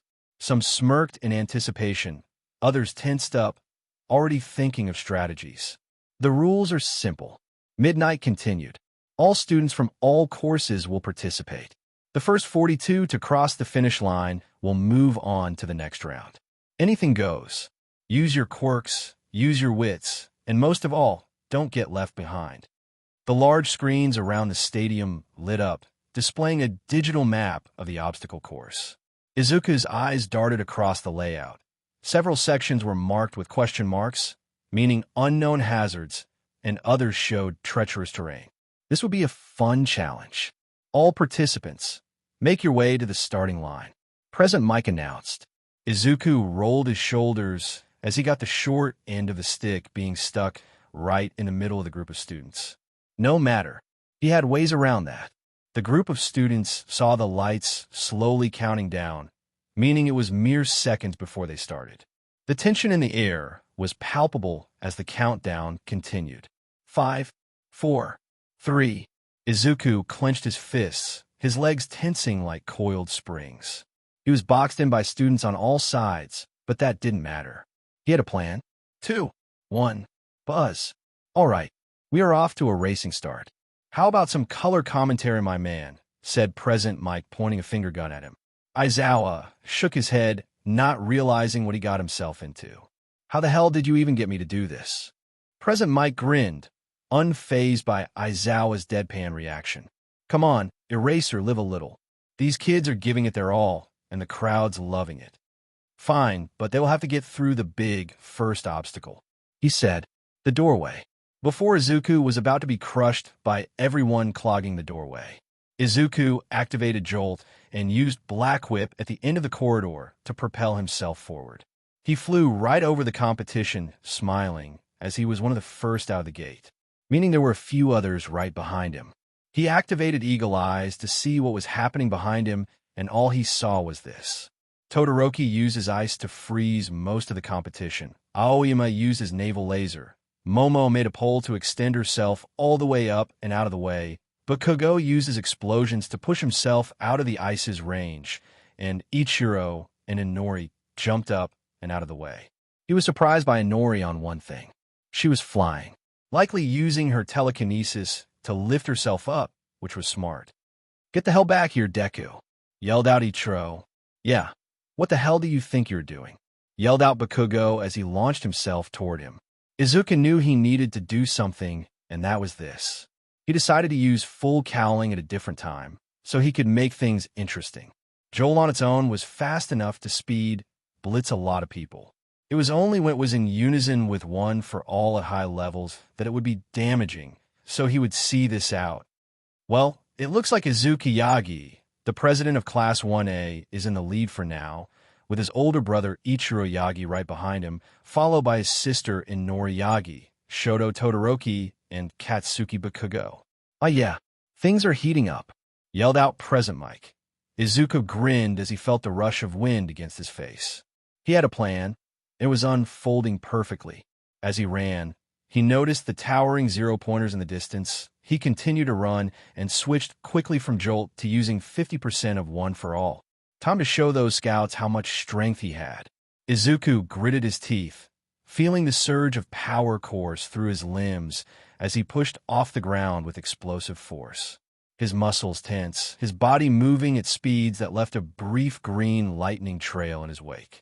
The zero-pointers were a daunting sight, their massive steel bodies looming ahead like immovable obstacles. But to him, they were nothing more than stepping stones. Here comes the first major roadblock. Present Mick's voice boomed across the arena. Will our racers plow through, dodge around, or wait? Is that Izuku Yagi jumping straight at them? Izuku jumped into the air, cocking his fist back as he launched himself to the zero-pointer. Izuku's fist crackled with energy as he swung forward, slamming directly into the zero-pointer's head with a deafening impact. The sheer force of his punch crumpled the metal like paper, sending the massive robot toppling backward. Dust and debris exploded into the air as the wreckage crashed onto the track, but Izuku was already moving. He twisted midair, Black Whip lashing out to hook onto another zero-pointer's arm. With a sharp tug, he redirected himself toward the ground, landing in a perfect sprint without losing momentum. The crowd went wild. Holy smokes. Izuku just turned that zero-pointer into scrap metal. Present Mick's voice echoed across the stadium. And he's not even slowing down. Reckless, Aizawa muttered, though there was a hint of approval in his tone. Get back here, Deku, yelled out Ichiro as he seemed to be keeping up with him somewhat. Izuku admired the fact that Ichiro was hauling his after him, but something that he noticed was Tadakori slowed down the students as he used his eyes to glide on top, as well as use his flames to get a boost. Ichiro smirked as he stared at his brother. That training paid off. Even if I cannot use Impact Level 7 constantly, that doesn't mean I can't use it in intervals. So, long as I use it in the spilt second my feet hit the ground, I should be able to stay up here with him. Inori looked at one of the zero-pointer's bodies that was in the way and threw it to the side of it like it was nothing. Momo fired at one of the giant robots with a cannon, showing off her skills. Izuku was ahead by quite a bit, but he wanted to show off as much of his abilities as possible in a unique fashion. He uses Black Whip, One for All, and Jolt, but what else could he use next? As he continued to run with the use of full cowling, he saw that something along the lines of a ravine was coming up with several different platforms. Izuku's mind worked quickly as he analyzed the upcoming obstacle, the fall. It was a vast canyon with various platforms floating at different heights, requiring competitors to either jump across or find another way forward. He grinned. This was the perfect opportunity to mix things up. He jumped into the air, once more using full cowling as he propelled himself forward, using Zephyr Rush in bursts similar to what Bakugo does. Izuku shot forward like a missile, Zephyr Rush bursting from his feet in a controlled explosion of force. The air cracked around him as he propelled himself from platform to platform, barely touching the surfaces before launching to the next. For those wondering at home what Izuku Yagi's quirk is, it is known as Stockpile. It is a special stockpiling quirk that allows him to build up, store, and use energy in many various ways. Some but not limited to enhanced strength, speed, whips, and more as you're seeing now, said Present Mike excitedly. Izuku landed at the other end of the canyon to look back. He saw Ichiro was still up there with him as he hopped from platform to platform. Oh my, it looks like Shoto Todoroki is being left behind. That is the name of the game, folks. Certain people have different quirks that allow them to do well in other areas while in the others they won't do well in. It is about how creative and smart you can get, yelled out Present Mike. Izuku continued, ready to finish this reactivating 50% of one for all once more and bolted off. He looked up ahead to see that there was one more obstacle. The minefield. Might as well show off a bit, he thought as he ran towards the field full speed. As Izuku closed in on the minefield, his heart raced with excitement. The obstacles ahead were filled with unpredictable dangers, hidden mines buried beneath the cracked ground. He could already see the glimmers of pressure plates beneath the sand, marking spots where the slightest wrong move could trigger an explosion. But he wasn't worried. Not anymore. Izuku Yagi's about to enter the minefield. This is going to be insane, folks. Present Mike shouted, his voice echoing across the stadium. Izuku adjusted his stance, focusing on the ground ahead. With the boost from One for All and his heightened reflexes, he could see the pressure plates even before they activated. He would need to stay agile, making every step count. But that didn't mean he couldn't have a little fun with it. He came to a sudden halt just before the grid, analyzing it with precision. In an instant, his black whip lashed out from his back, snaking around one of the larger rocks on the edge of the field.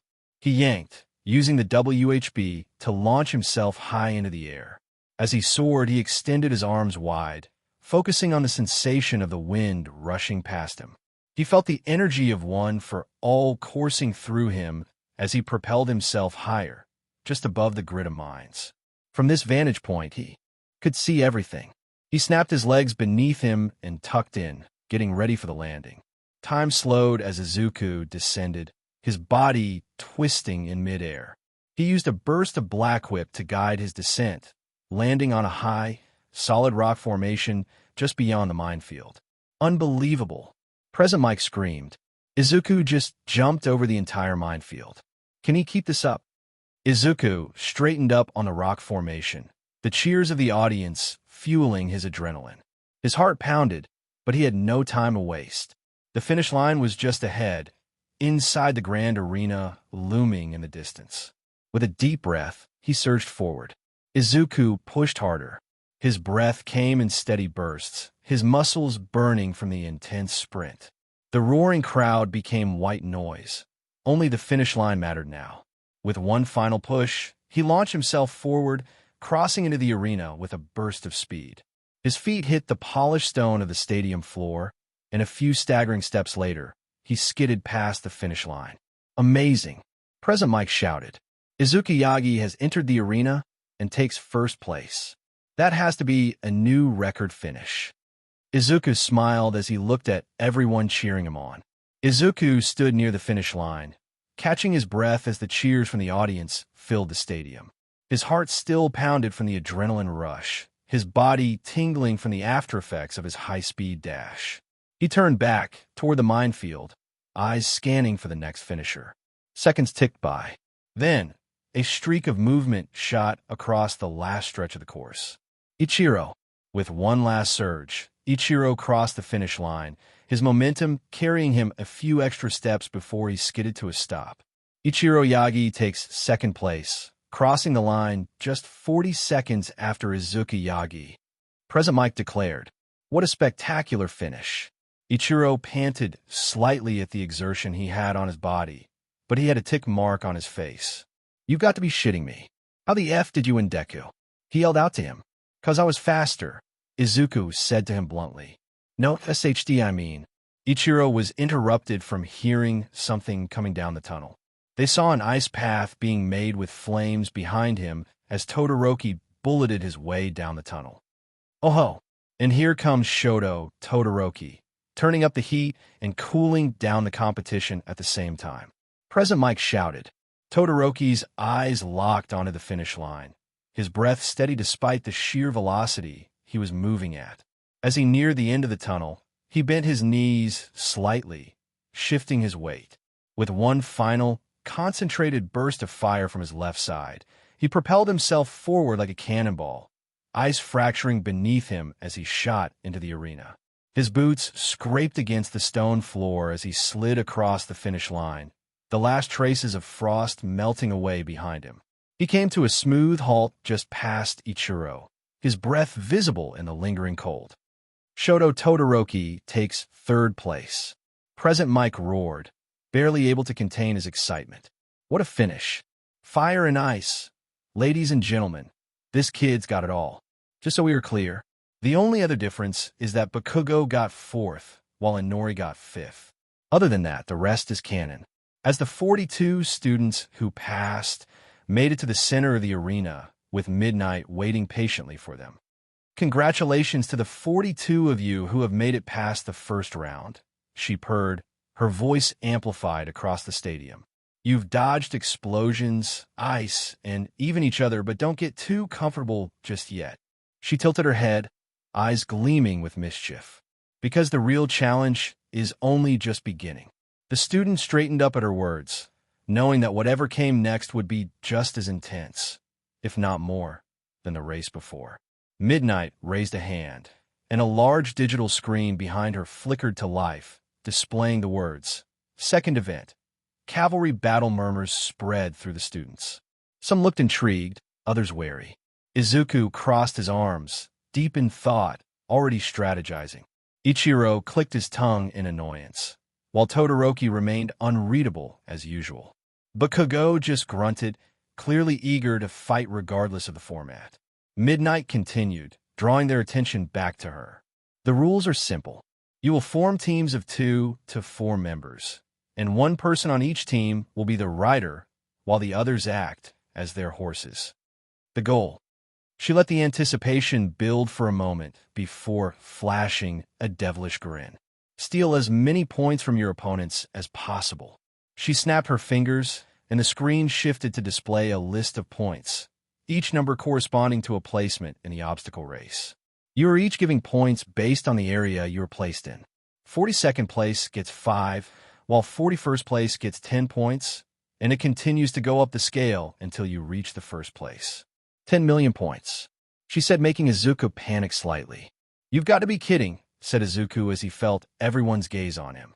It felt hungry, like they wanted to go after him specifically. Toshinori smirked at his son, making his way into first place. But he said something that was true in every way. Now, you know what that feeling is. The feeling of being looked at as a goal to achieve. Everyone who is anyone will look at you as if you are at the top. This is a great opportunity to see how you will handle this feeling. Midnight, still grinning, clapped her hands together. Now, let's not waste too much time standing around. You all have 15 minutes to form your teams. Choose wisely. Izuku remained calm outside, but was slightly panicking on the inside. Finding partners would be difficult because they wouldn't want to share the top like many others don't want to. He was a target, and he had to think of something. Izuku, Tokoyami said, his dark, brooding presence making itself known. I'm willing to join your team. Dark Shadow thrives in chaos, and I believe you will attract plenty of it. Izuku's eyes widened. Tokoyami, you'd really... It would be an excellent opportunity for growth, he replied simply. Izuku nodded, feeling a little more confident. All right, we need a couple more people.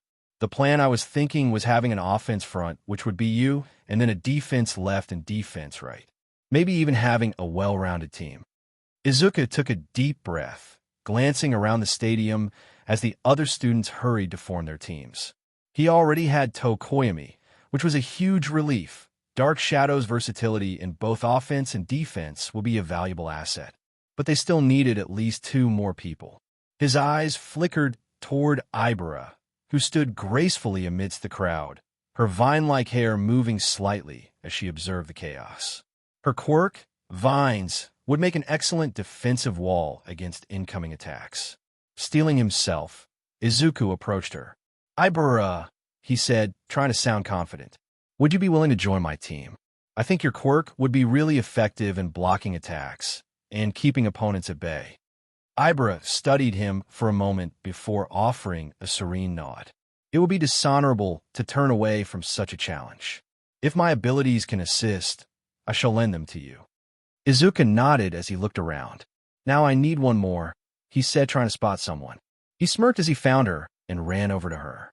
"Hey, Yanagi, if you don't have a team, would you like to be a part of ours?" he asked, making. The ghostly girl turned around. Her light blue eyes met his gaze as she smiled, lightly nodding at him. "Sure, Yagi, I wouldn't mind." Izuku took a deep breath and gathered his thoughts as he began to lay out the plan. His teammates gathered around him, awaiting his strategy. "Tokoyami, you'll be in the front. You can clear the way for us and deal with any opponents who try to advance toward us. I know you're good at controlling Dark Shadow's aggression, so keep it tight when it comes to the defense, but use its power to disrupt the enemy's formations."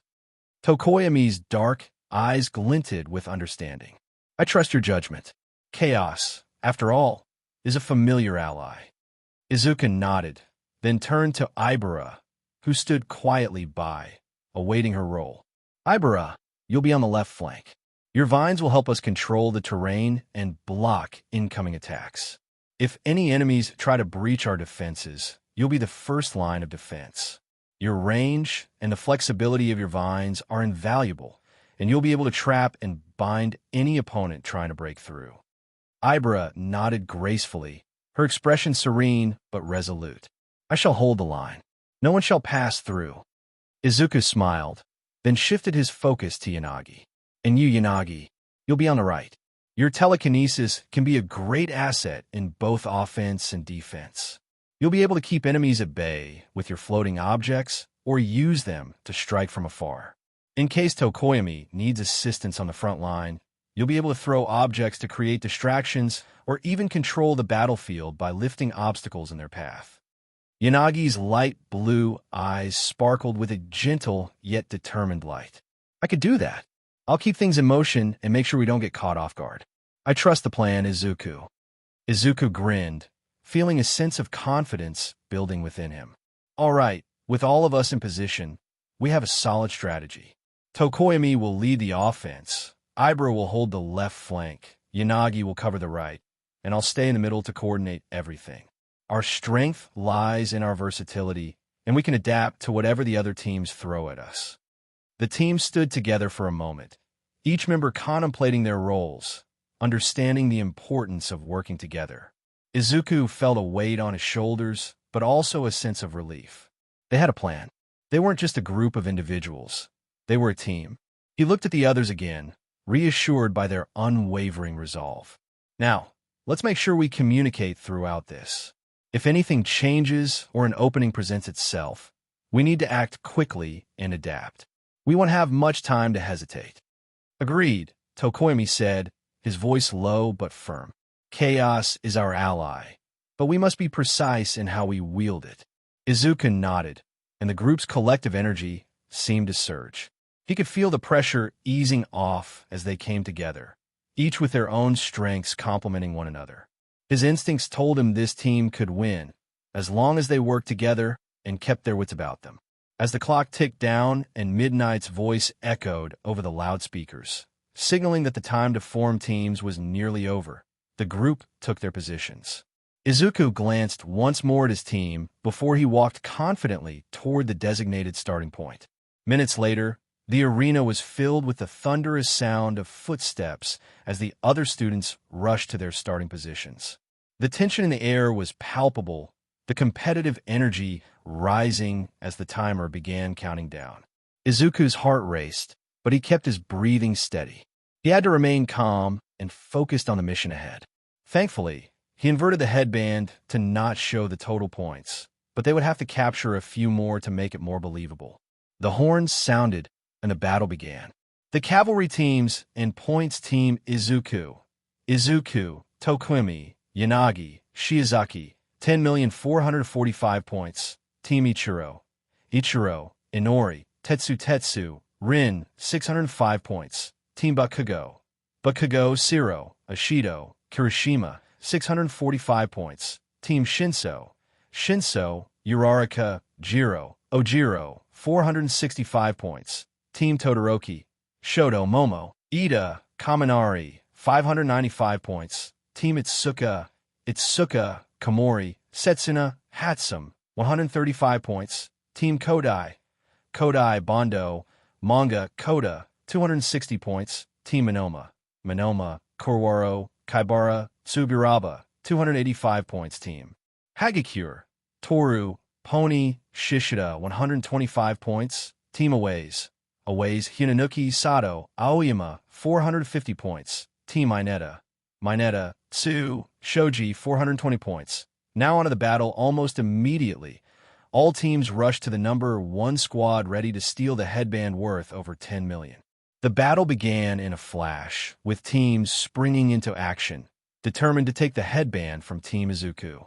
The air was thick with the sound of rushing feet and shifting strategies.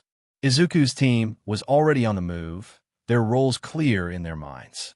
They were ready to face the onslaught. "Stay sharp," Izuku called out to his team as he positioned himself in the center. His eyes scanned the arena, noting the movements of the other teams. "Get ready, everyone. This is going to feel weird," he said as he wrapped Black Whip around the three of them. He activated Jolt along the energy to course from him into them. Ibara, Reiko, and Tokoyami felt a huge surge of energy course through them as Izuku continued what he did, before Hinanuki could use his softening on them. Team Izuku bolted out of the way, giving them some leverage. Tokoyami, shaking off the feeling, glanced back to Izuku. "What was that, Yagi?" "That was me transferring some of my power to you all so that we could move at high speeds for a short moment. I don't know the long-term effects it would have had on you guys if we continued this for long periods of time, but I can transfer some of my energy and power to allow us to do that in a tight pinch, like it was for Team Aways back there." Izuku kept his eyes on the battlefield, noticing how quickly things were escalating. He could see teams closing in from all directions, each one determined to take them down. However, he wasn't worried. His team was ready. The transfer of power had given them the speed they needed to break away from Team Away's initial advance. But it wasn't going to be easy from here on out. The momentum was on their side, but they had to keep their guard up. "I'm not used to that kind of speed," Tokoyami said, his voice gruff but steady as he looked ahead, still feeling the effects of Izuku's transfer. Izuku shot a quick look at him, his expression serious but encouraging. "You did great. We just have to be smart about when to use it. We don't want to burn out too quickly. Like I said, I don't know the effects on everyone else." "I understand," Tokoyami replied, regaining his composure. His dark shadow seemed to pulse with energy as the creature appeared to feed off the boost. Reiko, on the other hand, was already using her telekinesis to push and pull small debris around her, sensing the atmosphere shifting. "They're closing in," she said calmly, her blue eyes narrowing as she adjusted her stance. "There's no telling which team will strike first." Izuku gave her a reassuring nod. "At some point, we need to take a headband from another team so that we will have leverage in case our headband does get stolen." "Got it," Reiko responded, her eyes scanning the horizon for any sign of weakness in the other teams. "But we need to move fast when the opportunity presents itself." "I agree," Izuku said, his focus unwavering as he watched Team Todoroki maneuvering toward their position, their icy barrier starting to form again. He could hear the hiss of steam as Todoroki's ice met the heated air of the arena. "Keep your eyes on the prize. No unnecessary risks, everyone. We're not here to play it safe, but we need to be smart." Ibara nodded, her vines shifting restlessly in the air. Understood. We move when you say. Tokoyami, the strategist, was already calculating their next move. They're coming for us, and Todoroki won't hesitate to use his ice against us. We can't let that slow us down. Izuku gave a tight smile. That's why we'll create openings before they can close us in. Deku, yelled out Ichiro as he and his team started to make their way towards him.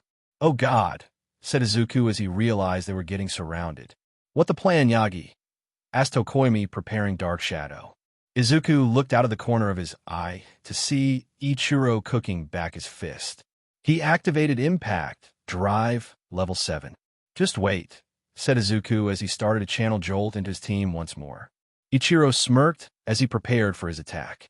Something he could use and learn from his father was wind pressure-based attacks. Then again, that was something very common in the Yagi family to use. Eat this, Yudumen BSDRD. Ichiro activated Impact level 7 for a split second, punching forward as a huge pulse of wind launched at Team Izuku. Now, yelled out Izuku as they dodged out of the way. The attack meant for Izuku was launched at Team Todoroki. The wind pressure from Ichiro's punch tore through the air with a deafening roar, sending gusts of wind ripping in every direction. The force of the blow caught Team Todoroki off guard as it barreled toward them. The icy barrier that Todoroki had just started to form began to shatter like glass under immense pressure, forcing the team to scramble. Todoroki cursed under his breath, quickly sending up a wall of ice to block the attack from hitting him directly. SHD. Go after them, Ichiro said, but was punched in the side by Inori, who was glaring at him. Quit calling our brother names like that. Do it again, and I'll drop your sorry, and make us lose. She yelled at him back.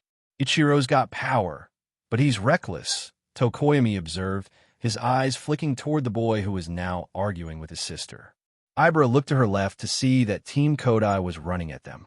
Bondo's glue quirk was dangerous in close quarters, and Ibra knew it.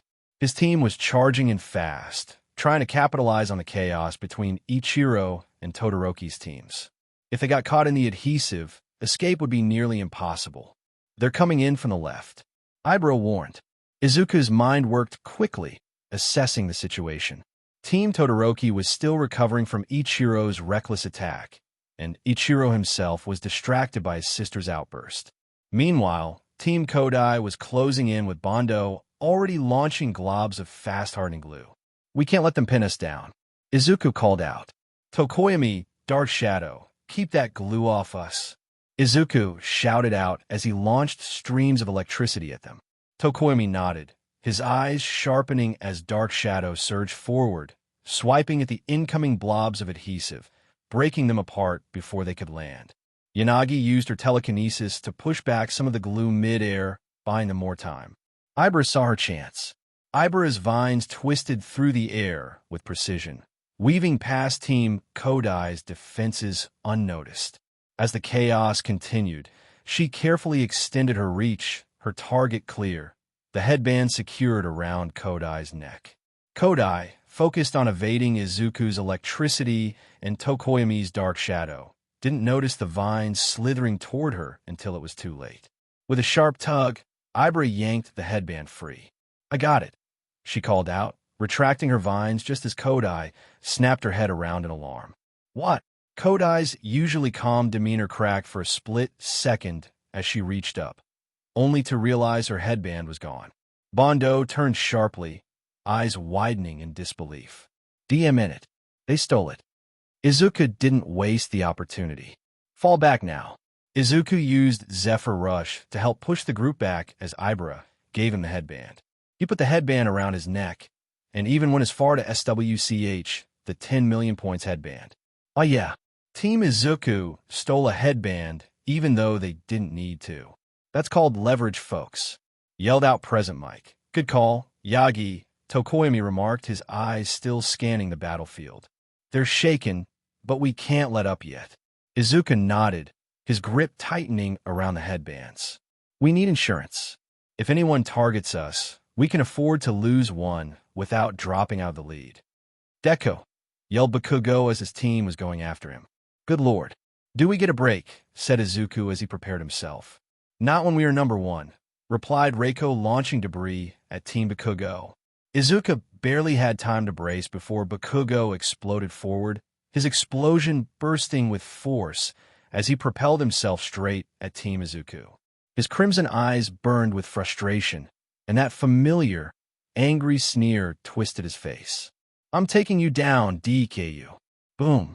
He launched himself forward, separating himself from his team. Is that even allowed? Asked some of the fans. Midnight gave a thumbs up as she smirked. It works so long as he doesn't touch the ground. Tokoyami braced himself for Bakugo as he felt a big pulse of wind behind him. Izuku was holding up his hands and creating several air pulses to throw him off. Bakugo was surprised at their strength of blasts and almost faltered but felt tape wrapped around his body. Zero pulled him back as they repositioned him to the top part of the group. Dude, don't be an idiot. Think it through before doing it, Zero said as Izuku's group took off. God damn it. They ran off, he said, bonking Zero on the back of the head. While he was distracted, Monoma's team came up behind him. Monoma came up from behind as he snatched the headband. Bakugo sent off a small explosion to him, but was surprised to see that Monoma had hardened his arm with Kirishima's quirk. Not today, Bakugo. Not today, he said, laughing manically. Bakugo's eyes blazed with fury as he saw Monoma swagger away with the headband. You little. He launched himself forward, his explosion lighting up the battlefield with intense force. I'm going to crush you. But Monoma was already anticipating his move. With a quick flick of his wrist, he activated the hardened arm of Kirishima's quirk again, his grin widening as Bakugo's blast hit the barrier, causing only a brief flicker of resistance before the explosion dissipated harmlessly against the hardened surface. Nice try, Bakugo, Monoma taunted, spinning the headband around his finger with mock casualness. But this one's mine now. Monoma already had 2 headbands with Bakugo, making it his third, and Bakugo was gritting his teeth. After him, shitty hair, yelled Bakugo. It's Kirishima, he yelled out as he ran after them. Time passed, and there were 2 minutes left on the clock in the cavalry battle. Team Izuku was first, followed by Team Ichiro. In third, Team Bakugo had stolen Team Todoroki's headband with Monoma's team, still in fourth place. Yagi, we're in the lead, but it's getting tighter, Reiko called out as she manipulated debris, pushing it away from their path to create an obstacle between them and Team Todoroki, who was getting dangerously close.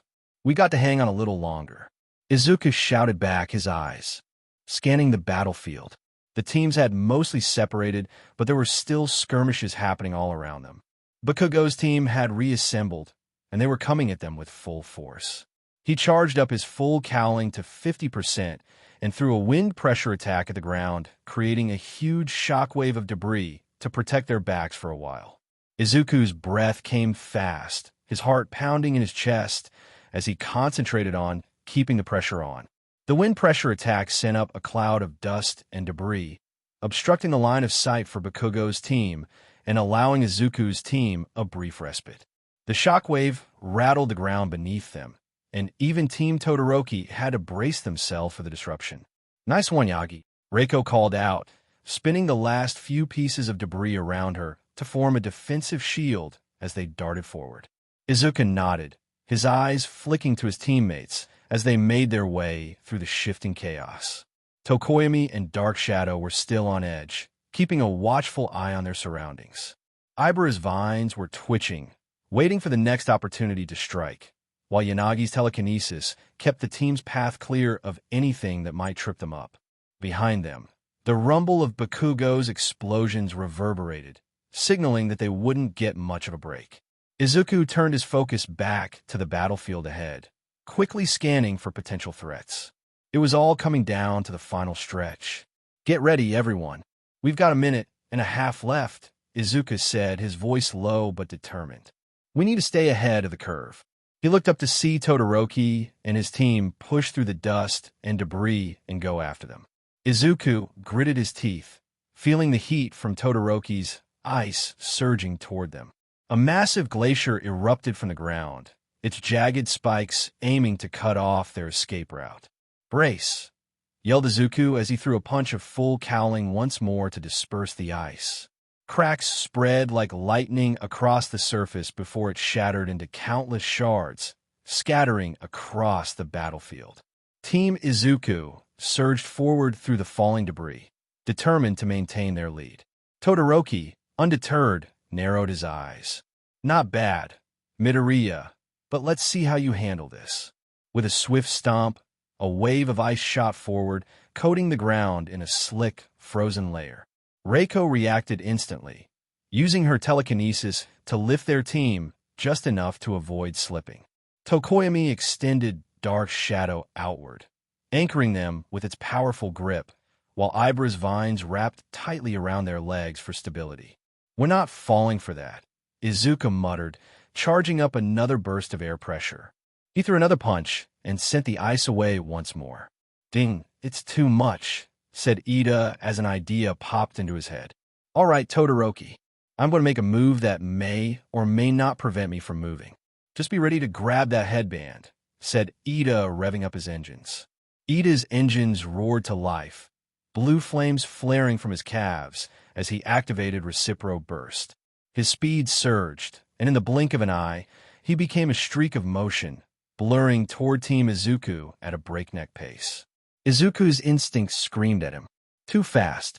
Izuku activated Jolt to its maximum, ready to counteract this move. Ida's speed was monstrous. Anyone else would have barely registered him moving. But Izuku, having activated Jolt, saw everything in stunning clarity. The world around him moved as if submerged in syrup, every detail laid bare in slow motion. Todoroki's outstretched hand loomed closer. Too close. Izuku twisted his body at the last second, bending backward with intense control.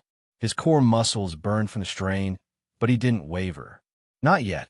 I feel like a JoJo character posing in such an awkward position," he thought as he saw Todoroki's hand pass just inches from his headband. His heartbeat thundered in his ears. He knew he couldn't hold this position for long. Ida, moving at an incredible speed, realized his approach hadn't worked as planned. His eyes widened as he blew past Team Izuku, unable to halt his momentum immediately. The force of his Recipro Burst sent powerful gusts rippling across the battlefield, shaking other competitors in the process. "I missed," Todoroki thought, gritting his teeth. There was no time to hesitate. Izuku got back up into position and sighed as Ida's legs went into cool down, making him unable to move. Izuku got back up into position and sighed as Ida's legs went into cool down, rendering him temporarily immobile. That meant Todoroki had lost his best chance to take the headband. But that didn't mean the fight was over. Todoroki clenched his fists, frustration flickering in his mismatched eyes. "DM in it. We're not done yet. Yanagi, clear the ice behind us. We need to keep moving," Izuku commanded, his voice steady despite the chaos. Before she had the chance to do that, there was a horn that sounded and present mic announced to the arena. "All right, competitors, that is it. Clear the field, and we can take a short intermission for our competitors. Here are the top 4 teams. Team Izuku is first. Team Bakugo is second. Oh, what a surprise, Team Shinso came in clutch with a last-minute grab of the headbands, leaving them in third. That leaves Team Ichiro in fourth. Ibra smiled awkwardly as everyone stopped what they were doing. "Does anyone else find that anticlimactic?" Izuku nodded in return. "Yeah, I did. That was a bit of a cutoff," said Tokoyami, retracting Dark Shadow, but was failing to do so. "PSSSD. Hey, Yagi," said Dark Shadow, trying to get his attention. "Oh yeah, what's up, Dark Shadow?" he asked, wondering what the heck he wanted. "Fumikage thinks you are strong and super cool," he said, getting a thumbs up. Tokoyami's eyes widened as he forcibly retracted Dark Shadow. "All right, let's get lunch," Tokoyami said, walking fast away from Team Izuku. He was trying not to show his embarrassment at what Dark Shadow said. "Aw, you do appreciate Izuku," said Ibara, trying to catch up to him. "Leave me alone, Shiozaki," said Tokoyami, running away from her. Izuku watched as Tokoyami quickened his pace, trying to escape the teasing from Ibara. He couldn't help but laugh softly, amused by the entire scene. Even though they were in the middle of a high-stakes competition, it was nice to have moments of lightheartedness amidst all the tension. "Looks like someone's got a soft spot," Reiko said, her voice full of amusement. "I didn't think Tokoyami would be the type to get flustered so easily." "I didn't either," Izuku admitted with a grin. "But I guess everyone's got their moments. Dark Shadow knows how to mess with him." The two were about to walk off when Izuku felt a hand on him. He looked to see Todoroki looked at him, not in anger, but with curiosity. "Izuku Yagi, I would like to speak with you. Alone," he said, making him curious as well. Sure," Izuku said, trying to keep his voice steady. "Let's go find somewhere quiet." Todoroki led him to a more secluded area, a small alcove near the back of the stadium, where the sound of the crowd was muted. It was just the two of them now, and Izuku could sense that whatever Todoroki wanted to talk about, it was important. "You wanted to talk?" Izuku asked, trying not to sound too curious, but his mind was racing. "Be completely honest with me when we talk. I'm not here to cause trouble, but to simply ask a question. Are you the son of All Might? You and your siblings have very similar attacks to what All Might can do. I want to know if you were a secret love child of All Might," he asked calmly. Izuku's eyes widened as Todoroki had asked this question. He didn't know how to answer and how to tell him, but the truth needed to come out eventually. He made sure that no one else was there in the hallway they were in and decided to tell him.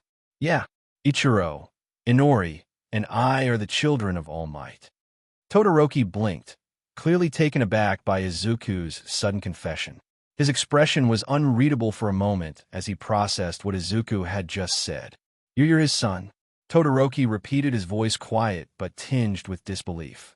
Izuku nodded slowly, feeling the weight of the moment settle over him. "Yeah, it's not something I talk about much, but it's true. Ichiro, Inori, and I were All Might's children." He could feel the pressure mounting in his chest, the uncertainty of how Todoroki would react gnawing at him. This wasn't something he had ever been open about before, but he knew Todoroki, being someone with a complicated family history of his own, might understand more than most. For a long moment, Todoroki remained silent, his gaze distant, as if he was weighing what Izuku had just shared. Finally, he spoke, his voice softer than before. "I never would have guessed. You don't exactly walk around with the son of All Might sign over your head. I didn't expect that answer from you." He seemed genuinely surprised, though his tone wasn't accusing, just curious. "Yeah, well, it's something I don't want people to know. My family relationship is complicated with everyone. That is why you don't see me with my siblings much. But we weren't loved children in that sense." Todoroki nodded. "I'm not going to sit here and say I understand what you're going through, but I simply don't. We were going to be secret loved children ourselves, my siblings and I, but we didn't. My mom was being sold into a quirk marriage. My father saw this and used his money to buy her figuratively. The moment she stepped into our home, he cut off the contract. He said she was a free woman and could do what she wanted with her life, saying that he would never have forced her into this marriage," he said, smiling at his father's selflessness. "What happened next?" asked Izuku, hoping to change the topic. "She didn't accept it, saying that any man that was that selfless is worthy to have a wife. Shortly after Toyo was born, then Fuyumi, Natsuo, and then me. The point that I am making is that despite all the twisted things that happened, my father never truly forced my mom to stay with him. We are both the children of the top two heroes. We have a lot to live up to, and we can be there for each other when it gets hard." Izuku thought of what he said in return. "I agree with you. Let's be there for each other when we need it," he said, holding out his hand to fist bump him. Shoto returned the fist bump and smiled. "Don't worry. I won't go telling the world who you and your siblings are and all that. But don't expect me to hold back if we fight." "Good," said Izuku. The two of them went on to lunch to eat with their friends, hoping to prepare themselves for the tournament to come. After the intermission, "All right, my little listeners, we've got a special treat for you all today." President Mick's voice boomed across the stadium, amplified by the speakers. "Coming all the way from America, we have an exclusive performance from our visiting cheer squad." The crowd erupted into cheers as a group of foreign cheerleaders strutted onto the field, waving their pom-poms and flashing dazzling smiles. Their routine was energetic, full of acrobatics and synchronized movements, keeping the audience hyped. The bright colors of their uniforms and the lively music had everyone's attention. But while most of the crowd was focused on the performance, over by the waiting area, a different kind of commotion was stirring among the students of Class 1A and 1B, specifically the girls. I can't believe we fell for this. I even went through all of this trouble to go and make us uniforms. Momo Euroza groaned, crossing her arms in frustration. We should have known something was up when Kaminari and Mineta started acting way too helpful, Jiro grumbled, adjusting the hem of her cheerleading skirt with a scowl. Mina Ishido, however, seemed less bothered, spinning her pom-poms with a grin. Come on, it's not that bad. We get to put on a show, and honestly, these uniforms are kind of cute. The reason for their frustration: every single girl in Class 1A and 1B had been tricked into wearing cheerleading outfits. As it turned out, Mineta, Kaminari, and Monoma had managed to convince the girls that there was an official rule requiring all students to participate in the cheer squad during the intermission. Supposedly, it was tradition for first-year students at UA to entertain the crowd before the finals. And, to make things worse, Monoma had thrown in his usual taunts about proving which class had better spirit, which only fueled the competitive fire between the two classes. By the time the girls figured out they had been tricked, it was too late. They were already in uniform, standing on the sidelines, watching the American cheer squad perform. Achiko sighed, slumping against Sue. This is so embarrassing. Ribbit. At least we're not the ones who made up a fake rule, Hu said, her usual calm tone tinged with irritation. Itsuka and the rest of the Class B girls were also upset at this. Itsuka Kendo crossed her arms, her fingers twitching as if she was moments away from knocking some sense into Monoma. I should have known he was behind this, she muttered, her sharp gaze cutting toward the smug blonde, who was trying and failing to act innocent. Setsuna, standing beside her, rolled her eyes. Seriously, how do we all fall for this? I expect Mineta to be a little perv, but Monoma, this is a new low, even for him. Reiko sighed, her usual monotone voice carrying a slight hint of annoyance. I suppose we should be grateful that we at least matched the official squad, but still. Meanwhile, Pony Tsunatori adjusted her uniform, her cheeks red. This is so embarrassing. What if someone back home sees this? Inori grumbled as she tapped her foot in annoyance at the other end from everyone else. Monoma, standing nearby with his usual cocky grin, chuckled. Oh, come now, ladies. You should thank us. Think of the school spirit you're all bringing to UA. His smugness was short-lived. Wham! Kendo's enlarged fist collided with the top of his head, sending him face first into the floor. I told you to quit it, Monoma, she sighed, shaking her head as she shrunk her fist back down. Izuku approached them slowly, and the irate girls were still fuming. Girls, he asked. What? Shouted many of them, and he flinched. If it's any consolation, I think you guys look pretty cool. Yeah, pretty cool, said Izuku, trying to catch himself. Setsuna smirked as she walked over to him. Ah, you think we are cute and pretty. Thanks for the compliment, Izuku. Izuku's face turned beet red as Setsuna grinned mischievously, leaning in just a bit too close for his comfort. And no, yes. Why you all look great.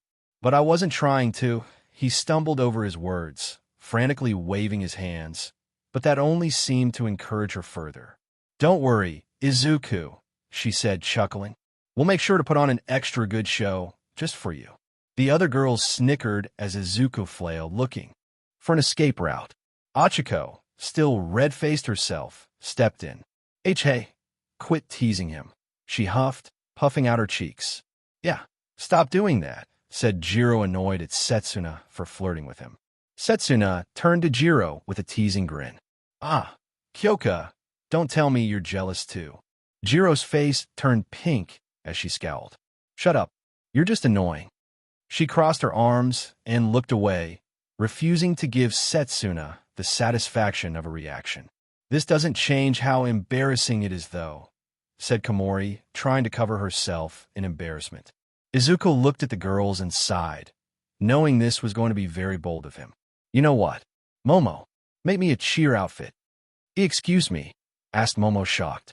You guys were tricked by Kaminari, Mineta, and Monoma. So, what I'm asking you is to make me and the guy version for a cheerleading uniform for myself. I won't have you all go through this alone, he said with conviction, making the other girls go silent.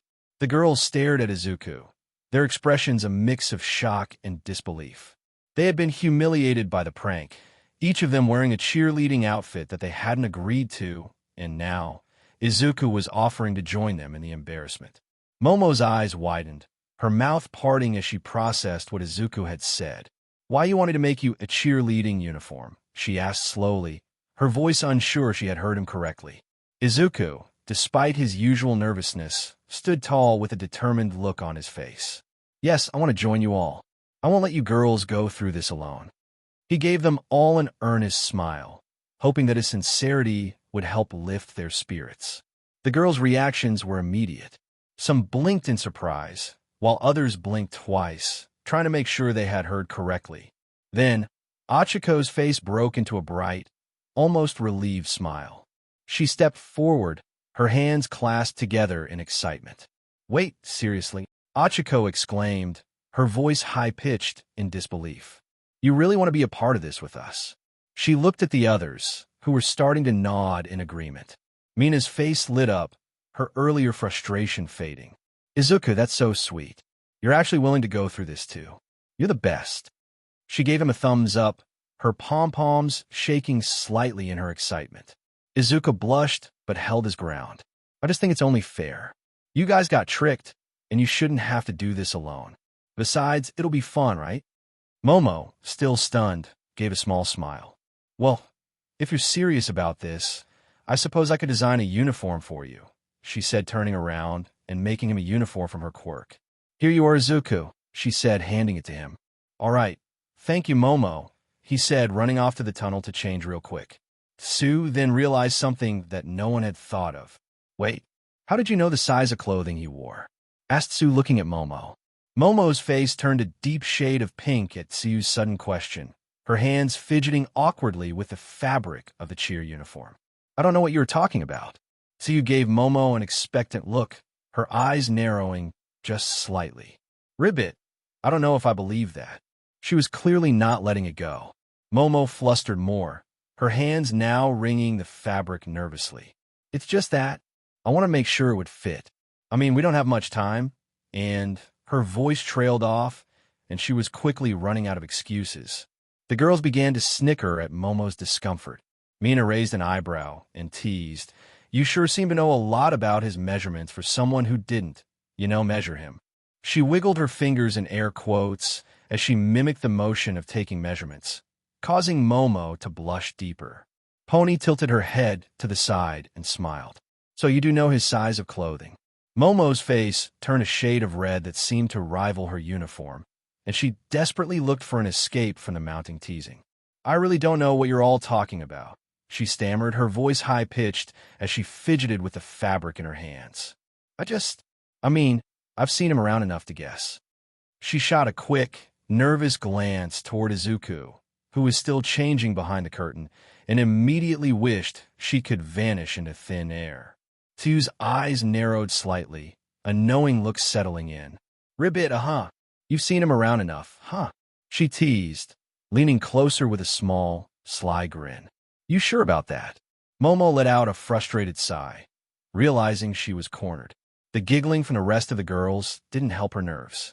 Okay, I admit it, she said in defeat, holding up her hands in mock surrender.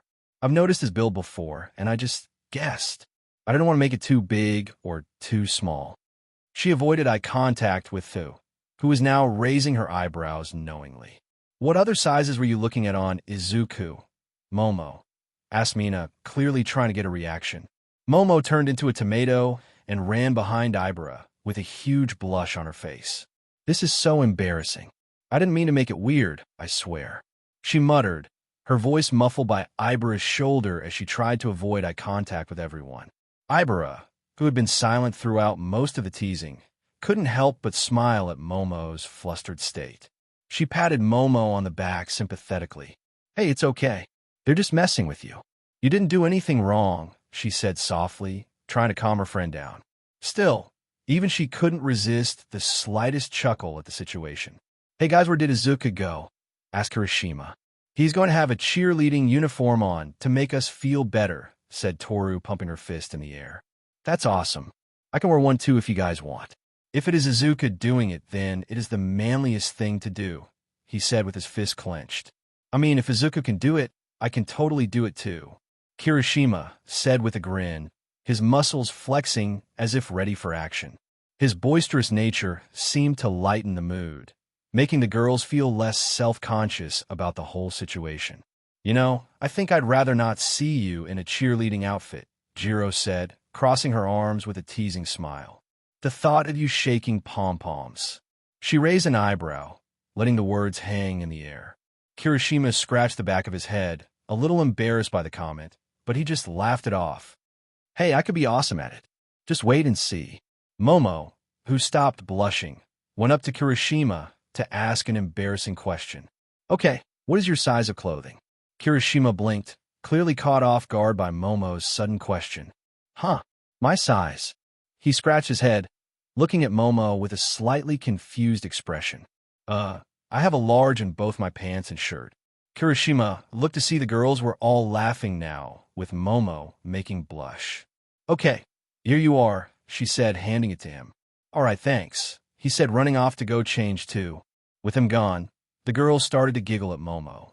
So, you didn't know what size Izuku was, exclaimed Setsuna. Momo's face turned crimson again at Setsuna's teasing, and she quickly tried to backpedal. I didn't know. I just guessed based on his build. She stammered, her hands fidgeting nervously in front of her.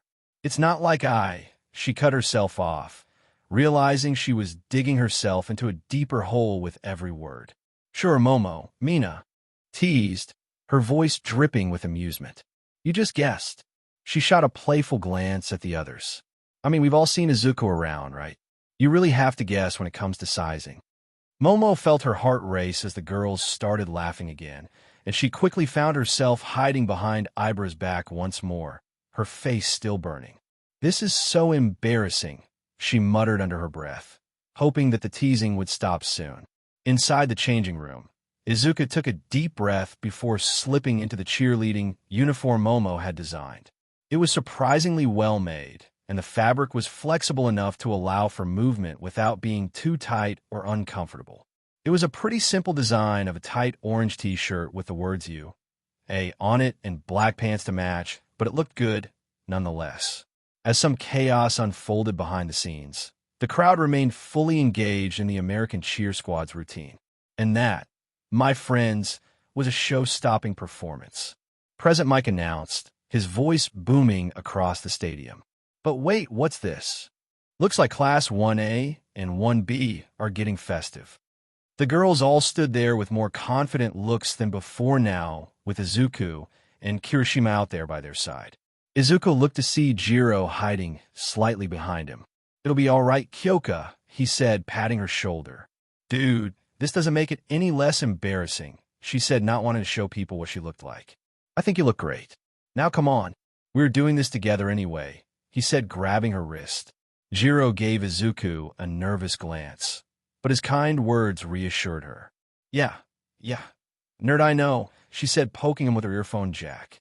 Midnight strutted onto the stage, her WHB resting on her shoulder as she surveyed the crowd with a mischievous smirk. The stadium erupted in cheers as she raised her microphone, her voice echoing through the arena. All right, my little future heroes, we will have some fun with the recreational games, but right now, I'll explain the real test of strength and skill, the one-on-one fighting tournament. Midnight announced with excitement, her tone commanding everyone's attention. The students who had qualified stood in a line, each of them focused and ready for the battles ahead. Some were stretching, others were strategizing in their minds, but all of them knew that this was their moment to shine. Midnight continued. Here's how it works. Each match will be a one-on-one fight. The conditions for victory are as follows. Knock your opponent out. Render them unable to move. Force them out of bounds. Or make them surrender. However, she added with a playful yet firm edge to her voice, lethal force is strictly prohibited. If I or another referee determine that a contestant is trying to seriously harm their opponent beyond reason, you will be immediately disqualified. She let that sink in before clapping her hands together. Now then, the matchups have been decided by lottery. Let's see who's going to be facing off first. The big screen in the stadium lit up, displaying the randomized matchups. The students were tensed as they watched the names appear, some internally groaning at their luck while others smirked in anticipation. "Excuse me, Lady Midnight. I would like to withdraw from the match," said Ojiro, raising his hand. Midnight raised an eyebrow, clearly surprised by Ojiro's sudden declaration. The stadium fell silent for a moment, all eyes turning toward him as he stood in the middle of the line. Ojiro looked calm, but his stance was firm, his gaze locked on Midnight, as if he'd already made up his mind. "Is that so, Ojiro?" Midnight asked. Her tone was playful but curious. "You wish to withdraw from the tournament before it even begins." She glanced at the students around him, some of them exchanging confused looks. Ojiro nodded, his expression determined. "Yes," Ojiro replied, his voice steady. "I've been reflecting on my abilities, and I don't think I'll be able to give it my all in this match. I'd rather step aside and allow someone else the chance to compete. Not to mention the fact that I don't remember anything at all. I don't think it would be fair to do that while someone else could go and someone who had earned it." Jiro slowly raised her hand too. "I would like to do that as well, for the same reasons as Ojiro." Midnight's expression shifted slightly, her playful smile now replaced with a more thoughtful look as she listened to Ojiro and Jiro's reasoning. The stadium remained quiet, the other students seemingly unsure of how to react to such unexpected moves. Midnight said, tapping her microphone thoughtfully against her chin. "So, both of you are voluntarily withdrawing from the tournament for the same reason, concerns about your readiness. I can respect that, and I admire your self-awareness. However, I do need to remind you that this is a test of strength and resolve. A lot can be learned through this experience, even if you're not fully confident. But I understand if you're not comfortable pushing forward under these conditions." She paused, her gaze flickering between Ojiro and Jiro, then glanced over at the students gathered. "All right then, you two are excused from the tournament. I'm sure everyone will be understanding of your decisions. But," she added with a grin, "this also means that your spots will be open for someone else." "Wait, Kyoka, are you sure? You worked hard to get here," said Izuku, looking at her shocked that she would do this. Jiro shifted her gaze from Izuku, her expression a mix of apprehension and quiet resolve. She gave him a small, almost apologetic smile, her shoulders slightly slumped from the weight of her decision. "Yeah, I'm sure, Izuku," she said softly. "Besides, I know when I am beat." All right. If these two have decided not to participate, then we'll look to Team Todoroki, who placed 5th. Which two would like to participate?" "I believe this should be up to my other teammates," said Ida. "I failed to help them during the cavalry battle. Therefore, it should be up to them," said Ida, robotically chopping his arm. "Yeah, I agree. I didn't do much," said Kaminari shyly. After a moment of hesitation, Todoroki stepped forward, his voice carrying clearly through the stadium. "I will participate," he said, his tone calm and collected. "If Momo agrees, then we'll represent Team Todoroki." Momo glanced at him, her lips curling into a small but determined smile. She stepped forward as well, nodding resolutely. "I'll join you, Todoroki," she said, her voice filled with quiet confidence. "We'll make the most of this opportunity." The crowd erupted into applause, some cheering for the powerful combination of Todoroki's ice and fire abilities and Momo's tactical genius. Team Todoroki had been known for their strength and coordination, and now they were stepping up to fill the gap left by Ojiro and Jiro. "Good, then let us show those matchups," she said, pointing to the screen. Round 1, Izuku Yagi versus Hitoshi Shinso Inori Yagi versus Hanta Shiromina Ishido versus Ibara Shiozaki Ichiro Yagi versus Shoto Todoroki Reiko Yanagi versus Hiryu Rin Fumikage Tokoimi versus Momo Yaoyorozu in Jiro Kirishima versus Tetsu Katsuki Bakugo versus Achiko Uraraka. The crowd's excitement reached a fever pitch as the matchups flashed across the large screen. Students exchanged nervous glances, sizing up their opponents, while others whispered strategies. The tournament was about to begin, and it was clear that this would be one of the most intense competitions in UAS history. Before that, we will do the recreational events. The people in the tournament can participate if they want, but do not need to if they do not want to, said Midnight, hitting a stuck pose to the audience. Many did different things to try and relax before then. Many cheered their classmates on. Some tried to find a place to relax, and many warmed up to prepare themselves for the tournament. But time started to dwindle down. It was soon time for the one-on-one tournament to start. The air in the stadium was electric as the students stretched and mentally prepared for what was to come. Midnight had made sure everyone understood that the recreational events were optional, but many took the opportunity to warm up, chat with their teammates, or just take a moment to calm their nerves before the one-on-one tournament began. Izuku changed back into his a gym uniform, to fight this Shinso guy.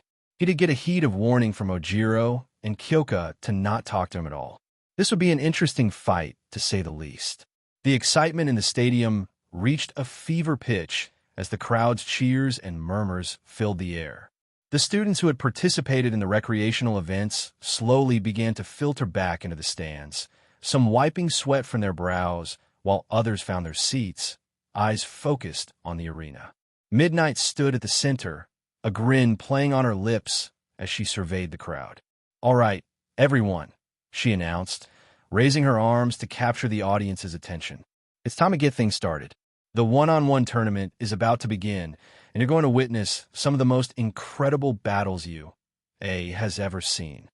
With that, the lights dimmed, and the giant screen above flickered to life, displaying the first match. The tension in the air grew even thicker as Midnight pointed toward the entrance. "And now," she continued, her voice amplified, "let's welcome our first contestants to the stage." As Midnight gestured toward the entrance, Present Mic's voice boomed through the speakers, full of energy. "Ahem, are you ready? Let's go. It's time for the first round to begin." The crowd erupted in applause and cheers as Present Mic continued. "At one end, we've got the young hero in training, the boy who never gives up, the one with a heart as big as his powers, Izuku Yagi from the hero course." Izuku walked out of the tunnel, his fists clenched, ready for the match ahead. He waved briefly to the audience, his nerves evident but determination shining through. His eyes scanned the stands before locking on his opponent's entrance. And in the opposite corner, Present Mic continued, his voice full of excitement. "Not much is known about this guy, but we do know one thing. He is Hitoshi Shinso from the general course." Hitoshi stepped out onto the arena floor, his calm, confident demeanor contrasting with Izuku's intense focus. His purple hair swayed slightly in the breeze, and his eyes locked onto Izuku with a steely gaze. The tension between them was palpable, as both knew this fight would not be easy.